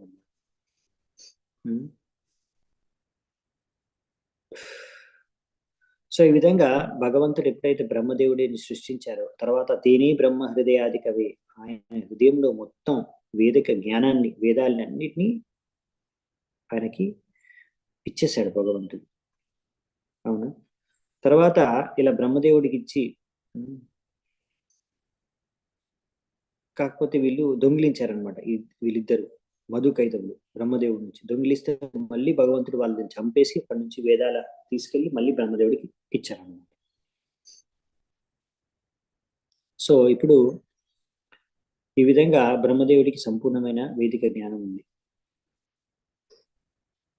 అలాగే ఇప్పుడు కూడా మనం కూడా ఈ బ్రహ్మదేవుడి నుంచి జ్ఞానాన్ని పొంది, తర్వాత ఈ జ్ఞానాన్ని పొంది దీన్ని ప్రచారం చేయడానికి ప్రయత్నించినప్పుడు అలా మధుకైతపలాగా కొంతమంది అసురులు వచ్చి అడ్డుకుంటారు, మన్ని ఈ ప్రచార కార్యాలు చేయనీయరు. కానీ మనం ఒక విషయం గుర్తుంచుకోవాలి, ఎలాగైతే భగవంతుడు రక్షించాడో మధుకైతవుల నుంచి ఈ వైదిక జ్ఞానాన్ని, బ్రహ్మదేవుడిని, అలాగే భగవంతుడు మనల్ని కూడా రక్షిస్తారు అనే విషయాన్ని గుర్తించి మనము ఆ నమ్మకంతో ప్రచారం చేయాలి. ఎందుకంటే ఈ వేదిక జ్ఞానం అనేది ఎందుకంటే చాలా ముఖ్యమైనది. ఏంటంటే ముఖ్యమైన అంశం ఏంటి, సారం ఏంటి, వేదాల యొక్క సారం, వేదైశ్చ సర్వేర్ అహం ఏవ వేద్య. వేదాలన్నిటి ద్వారా మనం అర్థం చేసుకోవాల్సింది ఈ భగవంతుని, కృష్ణుని. సో అందుకనే మనం ఏం చేస్తున్నామంటే వేదిక జ్ఞానాన్ని పంచుతున్నాం, భగవంతుడి కృష్ణుడిని అందరికీ తెలియజేసేలా చేస్తున్నాం. అదే వేదిక జ్ఞానం యొక్క సారం. మీరు అనుకోవచ్చు, రేపు మేము 4 వేదాలు అయితే చదవలేదు కదా, 4 వేదాలు అయితే వేరే వాళ్ళకి చెప్పట్లేదు కదా, ఓన్లీ కృష్ణుడి కృష్ణ కథ, కృష్ణుడి గురించి చెప్తాం. అవును, అదే వేదాల యొక్క సారం, అదే వేదాల యొక్క సారం. సో అదే ఇక్కడ చెప్తున్నారనమాట. అందుకే కదా భగవంతుడు అది చెప్పడానికి అవతారం ఎత్తాడు. యదా యదా హి ధర్మస్య గ్లానిర్భవతి భారత అభ్యుత్థానామ ధర్మస్య తదాత్మానం సృజామ్యహం. కానీ భగవంతుడు ఇలా అవతరించినప్పుడు కొంతమంది మూర్ఖులు ఆయన సామాన్య మనుషుడు అనుకుంటారు. అవజనాంతి మమ్మూడ మనుష్యం తాను ఆశ్రితం. అలాంటివన్నీ మూర్ఖులు అంటారు. అందుకే భగవంతుడు రకరకాల అవతారాలు తీసుకుంటారు. మత్స్య అవతారం, కూర్మ అవతారం, ఇలా ఎన్నో అవతారాలు తీసుకుంటారు. అసురుల్ని చంపుతారు, భక్తుల్ని రక్షిస్తారు, ఇంకా ధర్మాన్ని స్థాపిస్తారు. పరిత్రాణాయ సాధూనాం వినాశాయ చ దుష్కృతాం ధర్మ సంస్థాపనార్థాయ సంభవామి యుగే యుగే. ఓకే, సో ఈ విధంగా ఎంతమంది అసురులు వచ్చినా వాళ్ళందరూ భగవంతుడి చేతిలో చనిపోతారు. ఈ విషయం మనం గుర్తుంచుకోవాలి. సో మనము దాని గురించి భయపడకూడదు. నెక్స్ట్ 38వ శ్లోకం. ఇత్తం వృత్తిర్యగ్రిషిధేవజసావతారైర్ లోకాన్ విభావయసి హంసి జగత్ ప్రతిప్తాన్ ధర్మం మహాపురుషపసివ్యుగానువృత్తం ఛన్నక్కలౌ యదభవస్త్రియోగోత సత్వం. ఇక్కడ అన్నారు భగవంతుడు, మీరు ఇలా రకరకాల అవతారాలు తీసుకుంటారు. అవతారం, మత్స్య అవతారం, దేవతలలో, పశువుల్లో, అన్ని చోట్ల మీరు ఉన్నారు, అవతారాలు తీసుకుంటారు, ఇంకా అసురుల్ని చంపుతారు. ఏ యుగంలో సమయానుసారంగా ధర్మాన్ని రక్షించడానికి. అలాగే అందుకే మిమ్మల్ని త్రియుగ అంటారు, 3 యుగాల్లో అవతారం తీసుకుంటారు. కానీ మీరు కలియుగంలో కూడా వస్తారు, కానీ కలియుగంలో మీరు రక్షించడానికి వస్తారు, కానీ అక్కడ మీరు ప్రచారం చేసుకోండి నేను భగవంతుడు. ఎలాగైతే కృష్ణుడు వచ్చినప్పుడు ఆయన భగవంతుడు అందరికి తెలుసు, ఆయన ముందే ఘోషణ చేసి వచ్చారు. అలాగే వరాహ అవతారం కానీ, నరసింహస్వామి అవతారం కానీ, కూర్మ అవతారం కానీ, మత్స్య అవతారం కానీ, ఇవన్నీ చోట్లలో భగవంతుడు నేను భగవంతుడిని అని చెప్పే వచ్చారు. కానీ ఇక్కడ ఈ అవతారంలో కలియుగంలో ఆయన చెప్పరన్నమాట. ఆయన ఇక్కడ ఏమవుతుందంటే చైతన్య మహాప్రభు రూపంలో వస్తారు. చైతన్య మహాప్రభు అంటే ఒక భక్తుడు, భక్తావతారం, భక్తుడి యొక్క అవతారంలో వస్తారు. అందుకనే వేదాల్లో 3 యుగాల్లోనే అవతారం ఉందంటారు, కలియుగంలో లేదనమాట యుగావతారం. కానీ అది భక్తుడి రూపంలో వస్తారు కాబట్టి అది మెన్షన్ చేయలేదు అనమాట. అందుకే త్రియుగి అన్నారు భగవంతుడిని. కానీ 4 యుగాల్లో భగవంతుడు వస్తాడు, ప్రతి యుగంలో భగవంతుడు వస్తాడు. సో ఈ విధంగా భగవంతుడు వచ్చి ధర్మాన్ని ప్రచారం చేస్తాడు. తెలివైన వాళ్ళు మాత్రం ఈ విషయాన్ని గ్రహించి ఆయన ఆదేశాన్ని అనుసరించి ఆయన చూపించిన పదాన్ని అనుసరిస్తారు అన్నమాట. కృష్ణవర్ణం త్రిసా కృష్ణం సంగోపాంగాస్త్ర పార్షదం యజ్ఞై సంకీర్తన ప్రాయర్యజంతి సుమేధస. సో ఇది కూడా భాగవతంలోనే ఉంది, శ్లోకం 11వ స్కందంలో. కలియుగంలో భగవంతుడు ఇలా వస్తాడు. ఆయన కృష్ణుడి యొక్క వర్ణం ఉండదు, కానీ ఆయనే కృష్ణుడు. అవును, ఆయన పార్షదులను తీసుకొని వచ్చి ఏం చేస్తారు, యజ్ఞై సంకీర్తన యజ్ఞ. సో తెలివైన వాళ్ళు ఆ యజ్ఞంలో పాల్గొంటారు. సో ఎవరైతే ఈ చైతన్య మహాప్రభు యొక్క ఈ ఆందోళన అంటే ఇస్కాన్లోకి వచ్చారో, ఈ హరే కృష్ణ మూమెంట్కి వచ్చారో, ప్రభుపాదులు ఇచ్చిన మన ఈ విషయాల్ని మనం చదివి విని నేర్చుకొని పాటిస్తున్నాము, భక్తి మార్గాన్ని, హరినామ సంకీర్తన ప్రచారం చేస్తున్నాము. సో మనం అందరం కూడా ఇలా చైతన్య మహాప్రభు మొదలుపెట్టిన ఈ ఆందోళన, ఇది మహాప్రభు భగవంతుడు స్వయంగా మొదలుపెట్టారు ఈ ఆందోళన. యాక్చువల్లీ 500 సంవత్సరాల క్రితమే. సో ఈ ఆందోళనలో మనము కూడా భాగస్వాములం. సో ఎవరైతే ఇందులో పాల్గొంటారో ఈ ప్రచారం, హరినామ సంకీర్తన ప్రచారంలో, ఈ కార్యంలో, వాళ్ళందరూ కూడా సుమేధస అంటే చాలా తెలివైన వాళ్ళంట. అసలైన తెలివైన వాళ్ళు వాళ్ళే, వేరే వాళ్ళు కాదు. ఎన్నో డబ్బులు సంపాదించిన వాళ్ళు, ఎంతో చదివిన వాళ్ళు, ఎంతో పేరు ప్రఖ్యాతులు ఉన్న వాళ్ళు, ఏదో పెద్ద పదవుల్లో ఉన్న వాళ్ళు, ఎంతో బలం ఉన్న వాళ్ళు, వీళ్ళందరూ కాదు అసలైన తెలివైన వాళ్ళు. అసలైన తెలివైన వాళ్ళు వచ్చేసి ఎవరైతే హరే కృష్ణ మహామంత్రాన్ని జపం చేస్తున్నారు, హరినామ సంకీర్తనలో పాల్గొంటున్నారు, ప్రచారం చేస్తున్నారు. నెక్స్ట్ ఇప్పుడు భగవంతుడు ఆయన సృష్టికర్త అని, భగవంతుడే అవతారం ఎత్తి ధర్మాన్ని రక్షించడానికి, భక్తుల్ని రక్షించడానికి, అసురుల్ని చంపడానికి వస్తారని భగవంతుడి యొక్క గుణగానం చేశారు ప్రహ్లాద మహారాజు. ఇప్పుడు నెక్స్ట్ శ్లోకం నుంచి 39 నుంచి ప్రహ్లాదుడు భగవంతుడుని కోరుకుంటాడు. ఆయన యొక్క ఆవేదన వ్యక్తం చేసుకుంటాడు.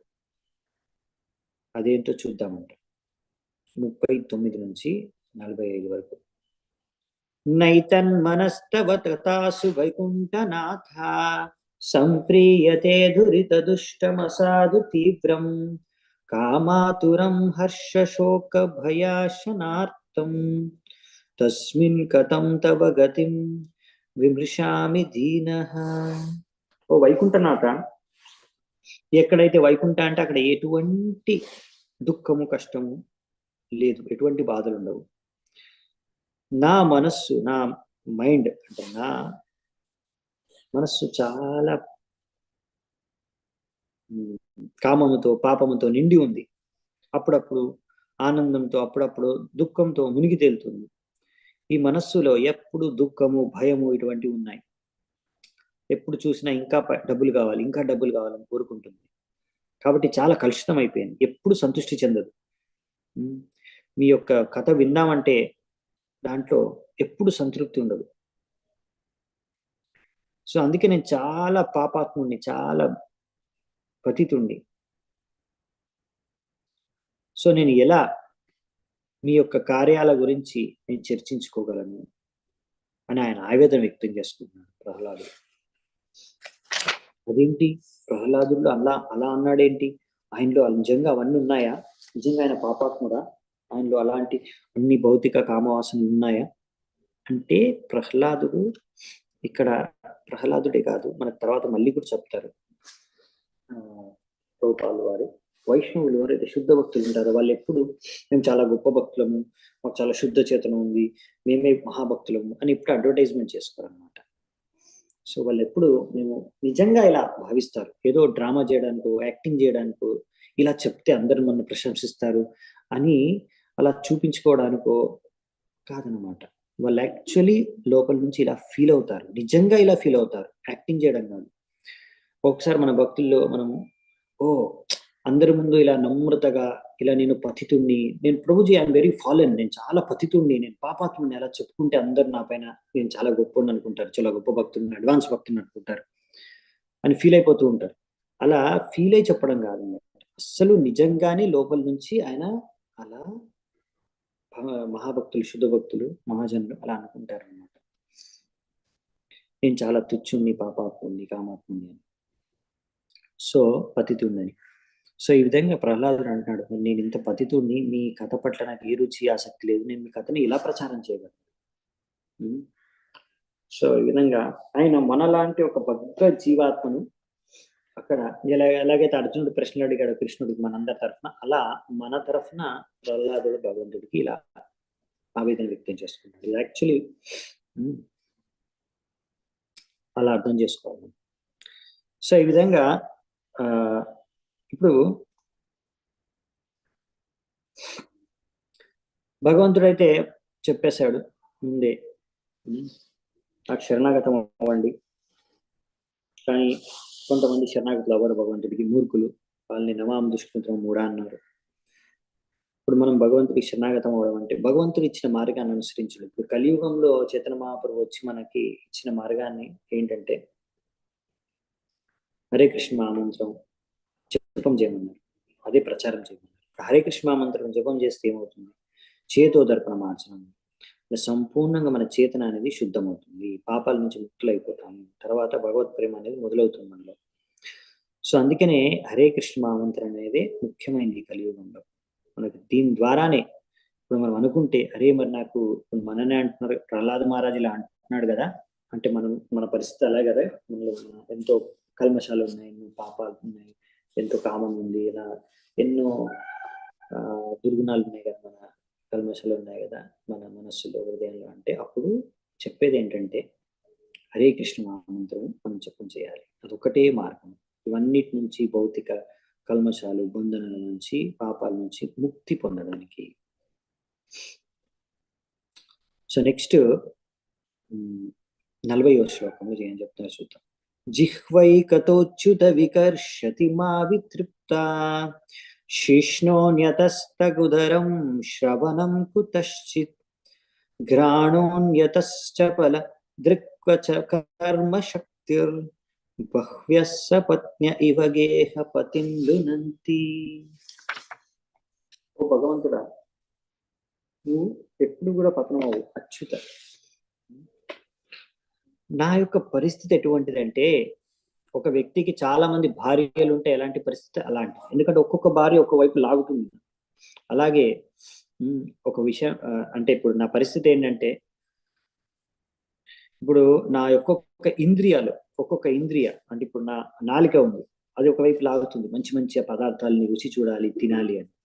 అలాగే నా జననేంద్రియాలు ఆకర్షమైన ఈ స్త్రీ పట్ల ఆకర్షితమవుతున్నాయి మైథునం చేయడానికి. అలాగే నా యొక్క స్పర్శ మంచి మంచి వస్తువుల్ని స్పర్శించాలని అనుకుంటుంది. అలాగే నా యొక్క కడుపు ఇంకా ఇంకా తినాలి, ఇంకా ఇంకా అని అనుకుంటుంది. అలాగే నా చెవులు ఇవి మీ యొక్క కథను వినాలని కోరుకుంటే అవి వేరే మీ కథ కాకుండా ఏ సినిమా సాంగ్స్ వినడానికి ఆకర్షితమైపోతున్నాయి నా చెవులు. సో ఈ విధంగా నా యొక్క వాసన పీల్చుకునేది కూడా వేరే వైపు వెళ్ళిపోతుంది, ఇంకో సైడ్.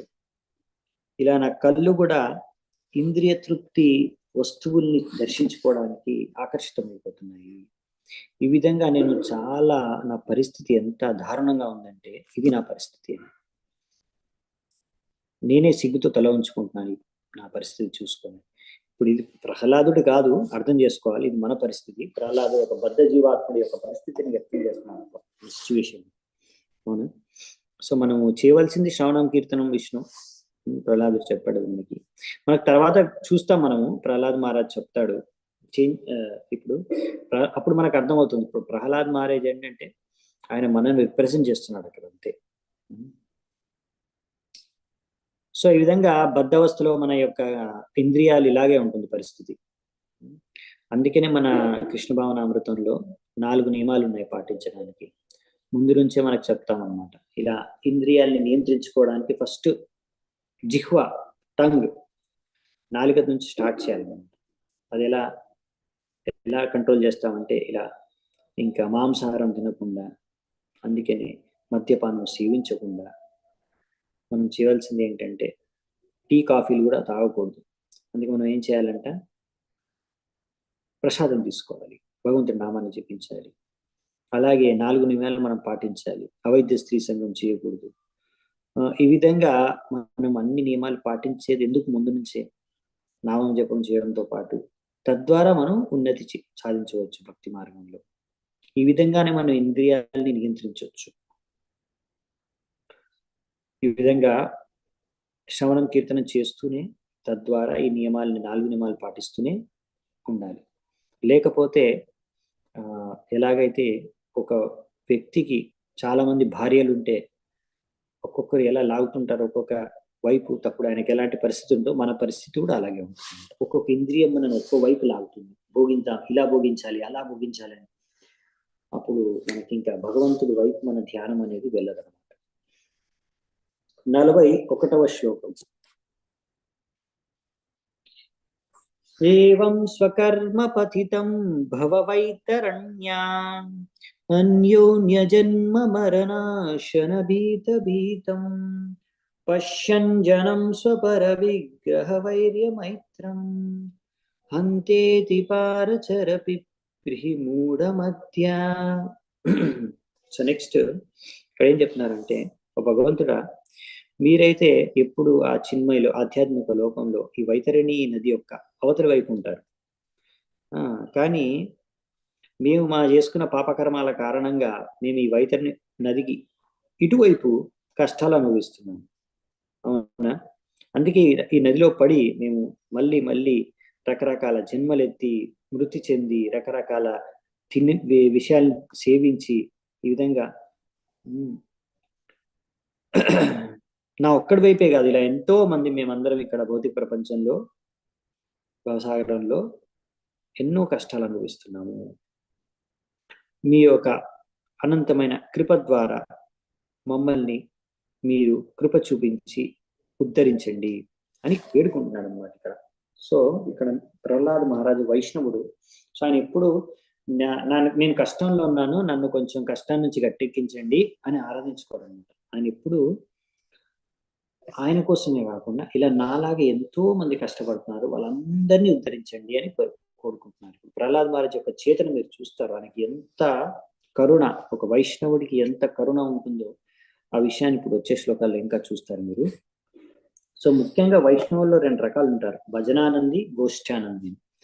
భజనానంది అంటే వాళ్ళు వాళ్ళ భజన చేసుకొని వాళ్ళు ఉద్ధరించుకోవడంలోనే వాళ్ళకి ఇంట్రెస్ట్ అన్నమాట, ఆసక్తి.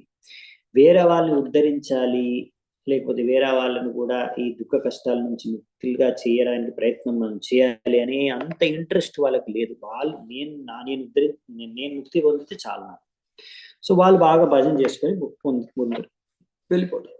కానీ ఇంకొకటి ఏంటంటే క్లాసు వైష్ణవులు ఇంకో రకం ఏంటంటే గోష్ఠానంద్. గోష్ఠానంద్ అంటే నేను ఒక్కడినే భగవద్ధామానికి వెళ్ళిపోతే బాగానే ఉంటుంది, కానీ వీళ్ళందరూ ఎన్ని దుఃఖాలు కష్టాలు పొందుతున్నారు, నేను ఎలా ఒక్కడిని వీళ్ళందరినీ వదిలిపెట్టి ఇలా దుఃఖ సాగరంలో వదిలిపెట్టి వెళ్ళిపోగలను. కాబట్టి వీళ్ళందరికీ కూడా ప్రచారం చేసి వీళ్ళందరినీ కూడా నాతో పాటు తీసుకెళ్ళాను అనే ఉద్దేశంతో వాళ్ళందరిపైన దయతో ప్రచారం చేస్తాడు. ఇప్పుడు వాళ్ళందరినీ కూడా తీసుకెళ్ళడానికి ప్రయత్నం చేస్తాడు. అలాగే ఇక్కడ ఆ ప్రయత్నంలో ఒక భాగంగా మనం చూస్తున్నాం, ప్రహ్లాద్ మహారాజ్ గారు ప్రార్థన చేసుకుంటున్నాడు అందరి గురించి భగవంతుడికి.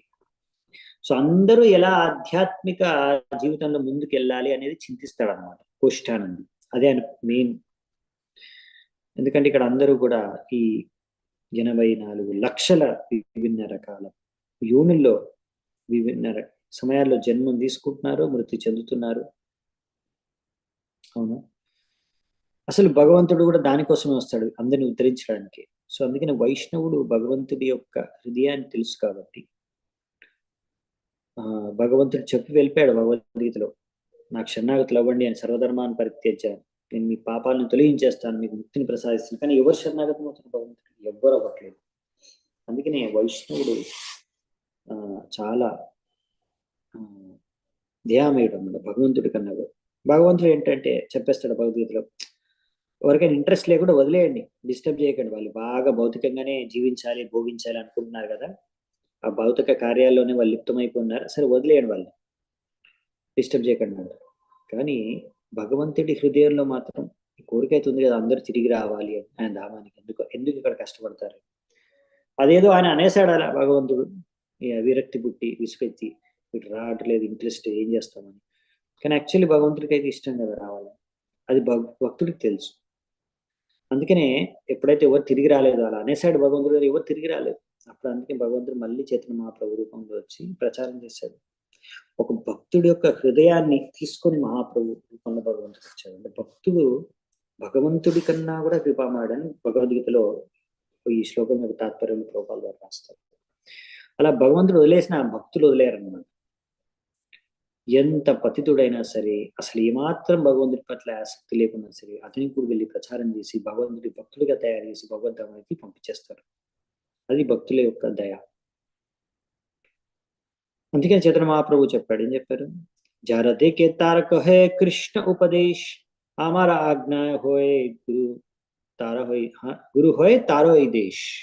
నా ఆజ్ఞతో మీరు అందరూ గురువు అవ్వండి, ఎక్కడ పడితే అక్కడ, ఎక్కడికి వెళ్తే అక్కడ ఎవరిని చూస్తే ప్రచారం చేసేయండి. ఎవరికి ఏ మాత్రం భేదభావం చూపించకుండా ప్రతి ఒక్కరికి ప్రచారం చేసేయండి. ఇలా చైతన్య మహాప్రభు ఆజ్ఞ ఇచ్చారు. అది ఆయన కోరిక, అది ఆయన మనసు. సో అదే దయ, అదే అనుకంప ప్రహ్లాదులో చూడొచ్చు అన్నమాట. 42వ శ్లోకం. కోన్వత్ర తే కిల గురో భగవన్ ప్రయాస, ఉత్తారణేస్య భవ సంభవలోపహేతో, మూఢేషు వై మహదనుగ్రహ ఆర్తబంధో, కింతేన తే ప్రియజనాన్ అనుసేవతాంనః. నెక్స్ట్ ఏమన్నారంటే, ఓ భగవంతుడా, నువ్వే ఆది గురువువి, అవునా?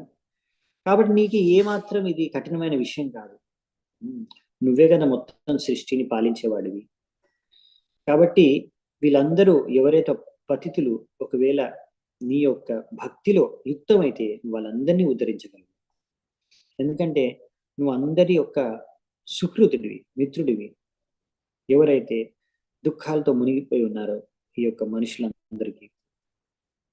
కాబట్టి ఎవరైతే మహాత్ములు ఉంటారో వాళ్ళందరూ కూడా ఇలాంటి మూర్ఖుల పైన దయ చూపించాలి. అందుకే నేను అనుకుంటున్నాను, మీరు తప్పకుండా నాలాంటి మూర్ఖుల పైన దయ చూపించి నన్ను కూడా మీ సేవలో నియుక్తం చేసుకుంటారు అని. సో ఇక్కడ మన ప్రహ్లాద్ మహారాజ్ అన్నాడు, ప్రియ జనానను సేవితాం. నువ్వు సో భగవంతుడు భక్తులని పట్ల ఆయనకు ఒక ప్రేమ ఆప్యాయత ఉందన్నమాట. ఎవరైతే భక్తులు ఆయన యొక్క ఆదేశాలని పాటిస్తారు ఆ విధంగా. సో అందుకనే మనము ఒకవేళ భగవంతుడికి భక్తుడు కావాలంటే, అలా ఎవరైతే భగవంతుడికి ఆదేశాలని పాటించే శుద్ధ భక్తులు ఉంటారో వాళ్ళకి సేవ చేసుకొని వాళ్ళ సేవకులుగా మారాలి. అవునా? చైతన్య మహాప్రభు ఏం చెప్పారు? గోపీ భర్త పథకమలయోర్ దాస దాసాను దాసాను. సో ఆ విధంగా మనము, ఎందుకంటే అంతా కూడా మనకు పరంపరలో వస్తుంది అనమాట. పరంపరా ప్రాప్తం ఇవం రాజర్షియో విదుహు. ఇలా మనము వైష్ణవులు పరంపర వదిలేసి మనం డైరెక్ట్ గా భగవంతుడి దగ్గరికి వెళ్ళలేము. భగవంతుడి యొక్క కృపకు మనం పాత్రలు కాలేము. అందుకే నరోత్తమ దాస్ ఠాకూర్ అన్నారు, తాందేర చరణస్యవి భక్త సనివాష్ జనమే జనమే హోయ్ ఏ అభిలాష్. తాదేర చరణ సేవి భక్త సనివాష్. భక్తుల యొక్క సాంగత్యంలో ఉండి వాళ్ళ యొక్క చరణ సేవ నేను చేసుకుంటాను. ఇదే నా కోరిక. ఈ జన్మ మరీ ఇంకో జన్మ ఉంటే కూడా నాకు అదే కావాలి. ఏం కావాలి? భక్తుల యొక్క సేవ, పాదపద్మాలకు సేవ చేసుకోవడం. పాదపద్మాలకు సేవ చేసుకోవడం అంటే ఏంటి? భక్తుల యొక్క పాదపద్మాలకు సేవ చేసుకోవడం అంటే ఏంటి? వాళ్ళ యొక్క ఆదేశాలని విని పాటించడం.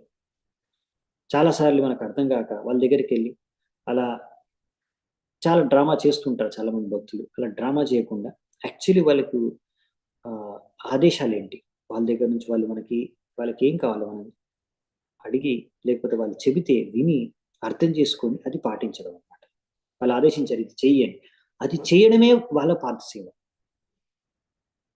వెళ్ళి వాళ్ళ కాళ్ళ మీద పడిపోవడం, ఎన్నో డైలాగులు వేయడం కాదనమాట. వాళ్ళు చెప్పారు ఈ పని చెయ్యి, ఈ సేవ చెయ్యి, సో వెంటనే ఆ సేవ చేయడం. అది భక్తులకి పాదపద్మలకి సేవ చేసుకోవడం. సో అప్పుడు ఆ భక్తుల యొక్క సాంగత్యం అనేది మనకు లభిస్తుంది. జస్ట్ వెళ్ళి పక్కన కూర్చుంటే సరిపోదు. దోమ కూడా వచ్చి కూర్చుంటుంది. రూపాల ద్వారా అన్నారు శరీరం పైన, ఏం లాభం? నా రక్తం పీల్చుకుంటుంది. అలాంటి దోమతో అది కూడా సాంగత్యం. దోమ కూడా మన సాంగత్యం దొరుకుతుంది. సో అలాంటి సాంగత్యం కాదు మనం చేయవలసింది. వెళ్ళేసి ఆ భక్తుల యొక్క సమయాన్ని నష్టం చేయడం, ఆ భక్తుల నుంచి ఏమైనా అపేక్షించి వాళ్ళ నుంచి ఏమైనా పొందడానికి ప్రయత్నించడం, దోమలు ఉంటాయి కదా, కుడతాయి కదా, అలాంటి సాంగత్యం మనం చేయకూడదు. భక్తుల దగ్గరికి వెళ్ళి మనం వెళ్ళే సాంగత్యం ఎలా చేయాలంటే, వాళ్ళ దగ్గరికి వెళ్ళి వాళ్ళ నుంచి వినాలి. వాళ్ళ ఆదేశాలు ఏంటి, కృష్ణ కథ కానీ కృష్ణుడు చెప్పిన ఆదేశాలు కానీ వాళ్ళ నుంచి విని వాళ్ళు ఇచ్చిన సేవను మనం బాగా చేసి వాళ్ళని సంతృప్తిపరచాలి. ఇది భక్తులకు సాంగత్యం చేయడం అంటే, భక్తుల యొక్క పాద పద్మాలకు సేవ చేసుకోవడం అంటే ఇది. అది భగవంతుడికి సేవ. అది భగవంతుడికి చాలా ప్రియం. భగవంతుడు అప్పుడే ఆ సేవను గ్రహిస్తాడు. అందుకనే భక్తివినోద్ ఠాకూర్ అన్నారు, ఏం పాడుతున్నారు కానీ, తుమి తో ఠాకూర్ తొమార్ కుకూర్ బోలియ జాన హమోరే. సో వైష్ణవ ఠాకూర దయార సాగర. సో వైష్ణవులకి ప్రార్థన చేసుకునేది శుద్ధ వైష్ణవుడి భక్తివినోద్ ఠాకూర్, నేను నీ కుక్కని. సో మనం ఏమవ్వాలంట? ఒక వైష్ణవుడు శుద్ధ భక్తుడు యొక్క కుక్కలం అవ్వాలి. అవునా? సో ఈ విధంగా ఎందుకు వాళ్ళ కుక్కలుగా ఎందుకు మారాలంట? తోమార్ కుక్కూర్, మీ యొక్క కుక్కను అవ్వాలనుకుంటున్నాను. కుక్కూర్ అంటే కుక్క అన్నమాట. బోలియ జాన, ఎందుకంటే కృష్ణ సే తోమార్ కృష్ణ దితే పారో. తో మీ దగ్గర కృష్ణుడు ఉన్నాడు, మీరు కృష్ణుని ఇవ్వగలరు మాకు, అందుకనే నేను మీ కుక్కను అవ్వాలనుకుంటున్నాను. సో ఇదనమాట. ఎందుకంటే కృష్ణుడు శుద్ధ భక్తుల యొక్క సంపత్తి. కృష్ణ సే తోమార్ కృష్ణ దితే పారో. కృష్ణుడు మీ సొంతం, మీరే కృష్ణుని నాకు ఇవ్వగలరు, రైట్? మీరే కృష్ణుని నాకు ఇవ్వగలరు. తో అందుకనే మనము శుద్ధ భక్తులకి సేవ చేసుకోవాలి. శుద్ధ భక్తులు భగవంతుడికి చాలా ప్రియమైన వారు. సో మనకి ఎలా తెలుస్తుంది ఎవరు శుద్ధ భక్తులు అంటే? ప్రభుపాల్ ద్వారా అంటారు, ఎవరైతే కృష్ణుడి పట్ల వాళ్ళకి అపారమైన ప్రేమ ఆసక్తి ఉంది, కృష్ణుడి ఆదేశాన్ని పాటిస్తున్నారు, ఎవరైతే మనకు భక్తి సామృత సింధులో రూపగోస్వామి చెప్పిన భక్తి యొక్క నియమాల్ని అన్ని పాటిస్తున్నారు, అలా భగవంతుడి పట్ల ఎంతో ఆసక్తి ప్రేమ ఉంది, ఆయన ప్రచారం చేస్తున్నారు, 24 గంటలు భగవంతుడి సేవలోనే, భగవంతుడి స్మరణలోనే నిమగ్నమై ఉంటారు. భగవంతుడి యొక్క కథ, భగవంతుడి యొక్క శ్రవణం, భగవంతుడి యొక్క కీర్తన, భగవంతుడి యొక్క ఏదో ఒక సేవ. సో అదనమాట భక్తుల యొక్క లక్ష్యం, శుద్ధ భక్తులు. భక్త్యా పూజ్యాదిక అని భగవంతుడు స్వయంగా అన్నాడు. మీరు నన్ను డైరెక్ట్ గా పొగిడారు, నన్ను డైరెక్ట్ గా సేవ చేస్తున్నారు అనుకోండి, ఓకే మంచిదే. కానీ మీరు ఒకవేళ నా భక్తుల్ని పొగిడి, నా భక్తులకి సేవ చేస్తున్నారు అనుకోండి, మా భక్తుల్ని పూజిస్తే అప్పుడు నేను ఇంకా ఎక్కువ ఆనందపడతాను అని. ఎందుకంటే నా భక్తులు నాకు అంత ప్రియమైన వారు. సో అంటే మనం భగవంతుని ఎక్కువగా ఆనందపరచాలంటే ఆయన శుద్ధ భక్తులకి సేవ చేసుకోవడం ద్వారా ఇంకెక్కువ ఆనందపరుస్తాం. మనకి ఎవరు శుద్ధ భక్తులు అని అర్థం కాకపోతే కన్ఫ్యూజ్ అయ్యే అవసరం లేదు. ప్రభుపాదులు అయితే ఉన్నారు మనకి, భగవంతుడి యొక్క శుద్ధ భక్తులు. ఆయన మనకి ఇస్కాన్ సంస్థను స్థాపించారు. సో మనం ప్రభుపాదుల వారు అన్నారు, ఈ సంస్థ అనేది నా శరీరం అంటే. సో మనం ఇప్పుడు కూడా ప్రభుపాదుల వారికి సేవ చేసుకోవచ్చు. ప్రభుపాదుల వారి పుస్తకాలు వితరణ చేసి, ప్రభుపాదుల వారి పుస్తకాలు చదివి, ప్రభుపాదుల వారి ఈ ఇస్కాన్ మందిరంలో ఎన్నో రకాల సేవలు చేసుకొని, ఇలా ఎంతో విధాలుగా మనము భగవంతుడికి, ప్రభుపాదుల వారికి సేవ చేసుకోవచ్చు అన్నమాట. సో ఈ విధంగా ఇక్కడ చెప్తారనమాట. మీకు ఏమాత్రం అది డిఫికల్ట్ కాదు, మీకేమాత్రం కఠినం కాదు. ప్రభు ప్రహ్లాద్ మహారాజ్ మీరు ఈజీగా భక్తుల్ని ఉద్ధరించవచ్చు అని. సో నెక్స్ట్ 43వ శ్లోకం మనము 45 వరకు చూద్దామంటే, ఎందుకంటే ఇక్కడ వరకు ప్రహ్లాదుడు ఇదే విషయం గురించి ప్రార్థిస్తాడు అనమాట. తర్వాత మనం నెక్స్ట్ రేపు చూసుకుందాం మిగతాదంతా. నైవో ద్విజే పరధురత్యయ వైతరణ్యాస్ త్వద్వీర్యగాయన మహామృతమగ్న చిత్తః శోచేతతో విముఖచేతస ఇంద్రియార్థ మాయా సుఖాయ భరముద్వహతో విమూఢాన్. సో అనువాదంలో ఏం చెప్తున్నారంటే ప్రభుపాల్ వారు, ఓ భగవంతుడా, సో నాకు ఈ భౌతిక ప్రపంచాన్ని చూసి నాకేం భయం లేదు. ఎందుకంటే నీ యొక్క కృప వల్ల నేను ఎక్కడున్నా, ఏ పరిస్థితుల్లో ఉన్నా ఎల్లప్పుడూ మిమ్మల్ని స్మరించుకోగలుగుతున్నాను, మీ యొక్క గుణమహిమల్ని గానం చేయగలుగుతున్నాను. కాబట్టి నా గురించి నాకు ఏమాత్రం చింత లేదు. నా చింత అంతా, నా ఆవేదన అంతా కూడా ఈ మూర్ఖుల గురించి. ఈ మూర్ఖులు ఏం చేస్తున్నారంటే ఈ భౌతిక ప్రపంచంలో ఇలా ఇంకా బాగా ఆనందంగా ఉండాలి, అలా ఆనందం అనుభవించడానికి పెద్ద పెద్ద ప్లాన్లు వేస్తున్నారు. ఎలా నా పరివారంతో, నా ఈ సమాజంతో, నా ఈ దేశంతో ఆనందంగా ఉండాలి. సో నా యొక్క బాధంతా వారి పైన ఉన్న ప్రేమ కారణంగా వాళ్ళందరి గురించి ఆలోచిస్తున్నాను, వాళ్ళ గురించి నా ఆవేదన. చూసారా, ఇప్పుడు ప్రతి ఒక్కరూ ఈ భౌతిక ప్రపంచంలో వెతికేది ఎలా, ఎక్కడ ఆనందం. అందరూ ప్లాన్ ఏంటంటే నేను భౌతికంగా ఈ ఉన్నతి సాధిస్తే అప్పుడు ఆనందంగా ఉంటాను. కానీ ఈ భౌతిక ప్రపంచం దుఃఖాలయం అశాశ్వతం, అది ఎప్పుడో భగవంతుడు చెప్పాడు. కానీ అయినా జనాలు మూర్ఖులు. మేము శ్రమించి మా యొక్క పరిశ్రమతో మేము ఏవేవో సాధించేసి ఆనందాన్ని మనం పొందగలం అనుకుంటారు. ప్రకృతే క్రియమానాని గుణైకర్మాని సర్వశ అహంకార విమూఢాత్మ కర్తాహం ఇది మన్యతే. ఇలా నేనే కర్త, నేను చేసేసి ఏదో సాధించేసి ఆనందాన్ని పొంద, ఇది మూర్ఖత్వం. దీన్ని అహంకారం అంటారు. మీరందరూ ఏం పీకట్లేదు, మీరందరూ కూడా గుణాల యొక్క ప్రభావం కారణంగానే అలా పనిచేస్తున్నారు.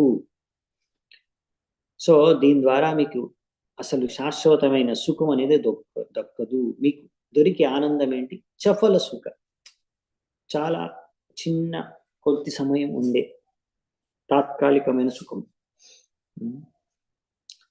సో అలా మాయలో పడిపోయారు. ఈ మాయ నుంచి బయటికి వెళ్ళడం చాలా కష్టం. దైవీయేష గుణమయీ మమ మాయా దురత్యయ. సో ఇక్కడ అందుకనే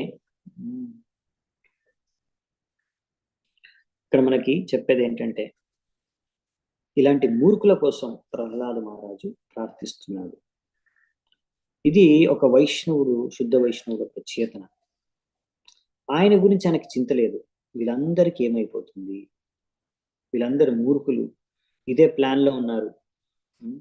ఇక్కడ ఎలా భోగిద్దామనే ప్లాన్లు వేసుకుంటూ ఆ ప్లాన్లలో మునిగిపోయి ఆ ప్లాన్లు పూర్తి చేసుకోవడానికి రాత్రి దినము బాగా పరిశ్రమ చేస్తున్నారు.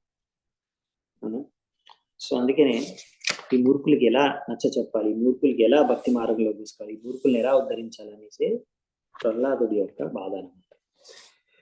44వ శ్లోకం. ప్రాయేణ దేవమునయస్వవిముక్తి కామా మౌనం చరంతి విజనేన పరార్థనిష్టాః నైతాన్ విహాయ కృపణాన్ విముముక్ష ఏకో నాణ్యం త్వదస్య శరణం భ్రమతోను పశ్యే. ఓ నా నరసింహస్వామి, ప్రియమైన నరసింహస్వామి, నేను చూస్తున్నాను చాలా మంది సాధువులు ఉన్నారు. వాళ్ళు వాళ్ళ ముక్తి పొందడం కోసం అనేసి పెద్ద పెద్ద రాజ్యాలను, పట్టణాలను, గ్రామాలను వదిలేసి హిమాలయాల్లోకి వెళ్ళి, లేకపోతే ఏ అడవుల్లోకి వెళ్ళి అక్కడ మౌనవర్తం వాటిస్తూ ధ్యానం చేసుకుంటూ మిమ్మల్ని పొందడానికి, ముక్తి పొందడానికి ఎంతో ప్రయత్నిస్తున్నారు. కానీ సామాన్య ప్రజలు, బద్ధజీవుల్ని ఉద్ధరించడానికి మాత్రం వాళ్ళకి మాత్రం ఆసక్తి లేదు. కానీ నాకు మాత్రం ఒక్కడిని ముక్తి పొంది వెళ్ళిపోవడం నాకు ఇష్టం లేదు. ఈ అందరు మూర్ఖుల్ని, ఈ విధవల్ని, ఇలాంటి అందరి బద్ధజీవుల్ని కూడా ఇక్కడ వదిలేసి వెళ్ళడానికి నాకు ఇష్టం లేదు. ఎందుకంటే కృష్ణ భక్తిలో ఒకవేళ ఒక వ్యక్తి లేకపోతే, కృష్ణుడి యొక్క పాదపద్మాల దగ్గర ఆశ్రితుడు కాకపోతే, ఒక వ్యక్తి ఎప్పుడు కూడా ఆనందము పొందలేదు. వీళ్ళు ఏదో అనుకుంటున్నారు, ఇక్కడ నేను ఆనందిస్తాను ఈ విధంగా ఆ విధంగా ఏదో ప్లాన్లు వేసుకుంటున్నారు, ఊహించుకుంటున్నారు, కానీ అక్కడ ఆనందం లేదు. అందుకే నేను వాళ్ళందరినీ కూడా నీ పాదపద్మాల దగ్గర తీసుకురావడానికి నేను ప్రయత్నిస్తున్నాను. అదే నా యొక్క కోరిక. సో ఇదన్నమాట ఒక వైష్ణవుడు, ప్రహ్లాదుడి యొక్క హృదయం. వైష్ణవులు, శుద్ధ భక్తులు ఎక్కడున్నా సరే వాళ్ళ గురించి టెన్షన్ లేదు వాళ్ళకి. నారాయణ పరాసర్వే నకుతశ్చన విభ్యతి స్వర్గాపవర్గ నరకేశ్వపి తుల్యార్థదర్శిన. స్వర్గమైన నరకమైన వాళ్ళకు ఒకటే సమాన దృష్టితో చూస్తారు. వాళ్ళు స్వర్గంలో ఉన్నా నరకంలో ఉన్నా వాళ్ళు ఒకేలాగా ఉంటారు. వాళ్ళు చేసే భక్తి వాళ్ళు చేస్తారు, వాళ్ళు చేసే ప్రచారం వాళ్ళు చేస్తారు. ఆ కృష్ణ భక్తిలో ఆనందంగా ఉంటారు ఎక్కడున్నా సరే. వాళ్ళకి ఆ డిఫరెన్సే ఉండదు అనమాట. సో అందుకనే మనము చూడవచ్చు,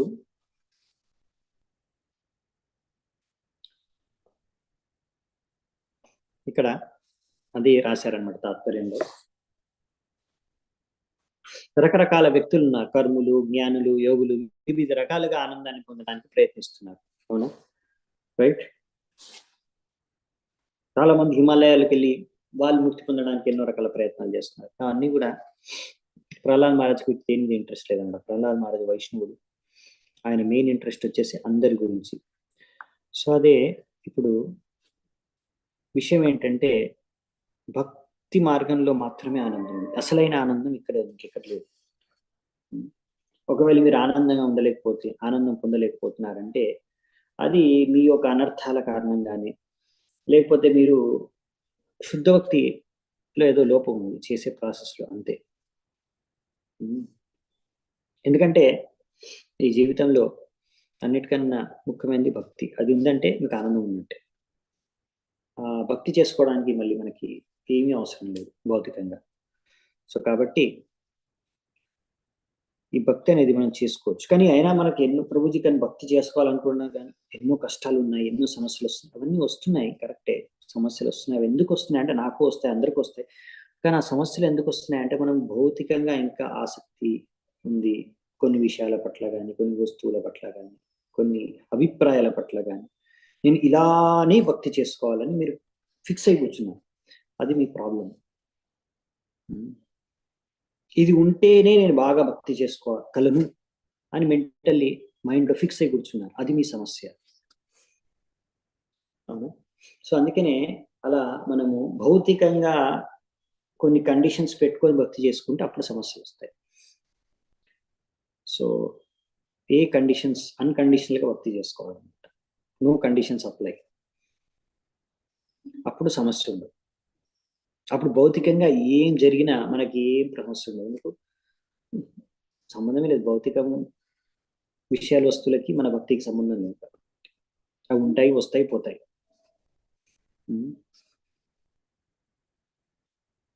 సో నెక్స్ట్ అందుకనే మనము ఈ విషయాన్ని చూడాలన్నమాట. ఇది చాలా అంటే ఉన్నతమైన స్థరం. ప్రహ్లాద్ మహారాజు ఉన్న ఆయన శుద్ధ భక్తుడు ఆల్రెడీ. మనం ఆ పొజిషన్లో లేం కాబట్టి అది ఆలోచించుకోవడానికి, ఊహించుకోవడానికి మనకు కష్టం కావచ్చు. కానీ ఇది తెలుసుకోవడం చాలా ఇంపార్టెంట్. తెలుసుకుంటే మనం కనీసం ఇప్పుడు ఏం కాకున్నా కానీ కొంచెం హంబుల్ అయి ఉండొచ్చు అనమాట. అంటే నమ్రత అనేది మనలో రావచ్చు. ఒకసారి అర్థం చేసుకుంటే అస్సలు శుద్ధ భక్తుల యొక్క చేతన ఏ లెవెల్లో ఉంటుంది, మనం ఆ లెవెల్లో లేము అని తెలుసుకొని నమ్రతతో అహంకారం తగ్గించుకొని భక్తి చేసుకోగలిగితే అదే మనలో పెద్ద సక్సెస్ అన్నమాట. ఇదంతా చదవడానికి వల్ల మనకు వచ్చే పెద్ద బెనిఫిట్ అది. ఒకవేళ మనం కనీసం మనం ఉన్న లెవెల్ అర్థం చేసుకొని నేను ఎంత ఊరికి అనవసరంగా మనం పెద్ద గొప్ప భక్తుడిగా ఊహించుకోకుండా అహంకారం తగ్గించుకొని మాన సమ్మానం గురించి అపేక్ష తగ్గించుకొని మనం కనీసం శుద్ధ భక్తి చేసుకోవడానికి ప్రయత్నం అనేది చేయవచ్చు అనమాట. ఇంకా నెక్స్ట్ లాస్ట్ చూద్దామంటే 14th శ్లోకం. చాలా ఇంపార్టెంట్ శ్లోకం ఇది. ఇక్కడ ఏం చేస్తాను నేను. యన్మైథునాది గృహమేది సుఖం హి తుచ్చం కండూయనేన కరయోరివ దుఃఖ దుఃఖం తృప్యంతి నేహ కృపణా బహు దుఃఖ భాజః కండూతివన్ మనసిజం విషహేత ధీరః. సో ఈ యొక్క మైథున జీవితం అనేది ఎలాంటిదంటే 2 చేతుల్ని ఇలా రబ్ చేయడం.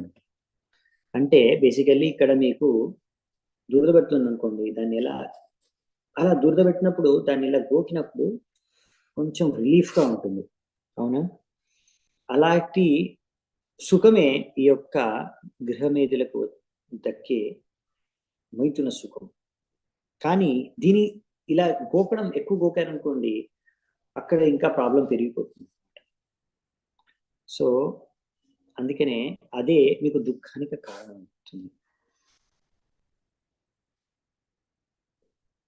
సో అందుకని ఇక్కడ ఎంతోమంది కృపణులు అంటే ఎవరైతే వాళ్ళ యొక్క జీవితాన్ని భగవంతుడు భక్తి చేసుకోవడానికి వినియోగించుకోకుండా వేస్ట్ చేస్తారో వాళ్ళని కృపణులు అంటారు. భగవద్గీతలో ముందే చెప్పేశారు. కార్పణ్య దోషోపహత్ స్వభావాన్ని తాత్పర్యంలో 2.7లో భగవద్గీతలో రాస్తారు.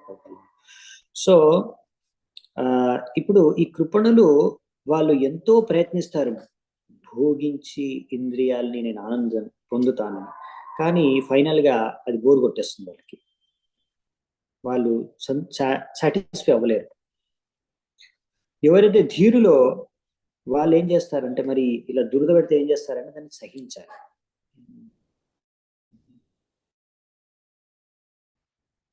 అది కొంచెం మీరు దాన్ని ఓపిక పట్టారనుకోండి, అదేమవుతుందంటే కాసేపైనాక అది ఆటోమేటిక్గా దురదని వెళ్ళిపోతుంది. అది ఏదో అప్పుడప్పుడు దురద ఇచ్చింగ్ సెన్సేషన్స్ అప్పుడు వచ్చినప్పుడు దాన్ని గోకుండా కొంచెం కంట్రోల్ చేసుకుంటే సరిపోతుంది.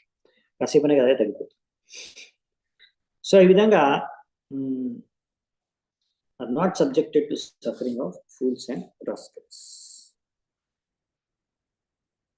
అప్పుడు మనము ఇలాంటి బాధలు ఎవరైతే అనుభవిస్తున్నారో అది అనుభవించకుండా ఉంటాం. సో ఇదనమాట.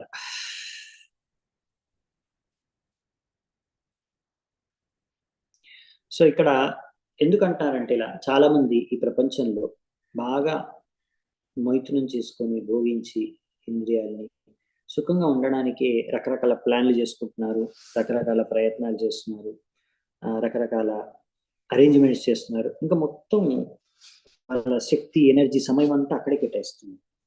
అందుకనే ప్రహ్లాద్ మహారాజ్ అంటాడు, ఇక్కడ అంతా సమయం నష్టం చేస్తున్నారు, అందుకే వీళ్ళు మూర్ఖులు, ఎందుకంటే ఇందులోంచి అసలైన ఆనందం దొరకదు అని. మనిషి జీవితంలో మనం చేయవలసింది భక్తి.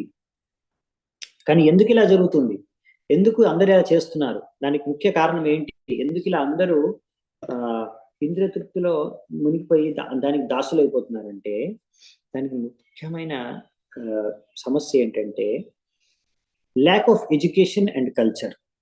ఈ రెండు అంట.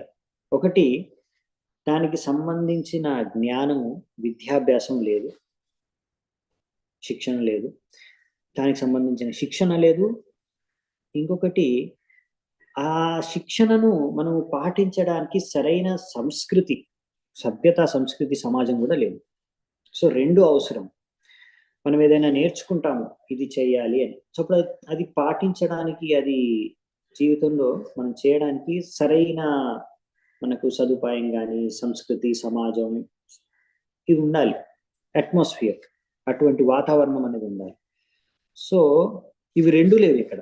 మరి బయటికి వెళ్ళారనుకోండి, ఎవ్వరు, అందరూ 4 నియమాలు బ్రేక్ చేస్తున్నారు, ఎవరు పాటించట్లేదు 4 నియమాలు, ఎవరు జపం చేయట్లేదు, ఎవరు భక్తి చేయట్లేదు. సో ప్రతికూలమైన వాతావరణం బయట. ఇంకా విద్యాభ్యాసం అంటారా, స్కూల్లో ఎవరు దీని గురించి చెప్పరు. ఇంకా రివర్స్ చెప్పేది, ఎలా ఇంద్రియాలని భోగించుకోవాలి, దానికి ఎలా డబ్బులు సంపాదించాలి అనే విషయాలపైనే జనాలు ఆలోచిస్తున్నారు, చదువుతున్నారు, పనిచేస్తున్నారు, చింతిస్తున్నారు, అన్ని కూడా. సో అందుకనే ఇది సమస్య అన్నమాట. అంటే ఫస్ట్ విద్య, ఎడ్యుకేషన్ నుంచి స్టార్ట్ అయ్యి తర్వాత కల్చర్, బయట సభ్యత కూడా దానికి తగ్గట్టుగా ఉండాలి.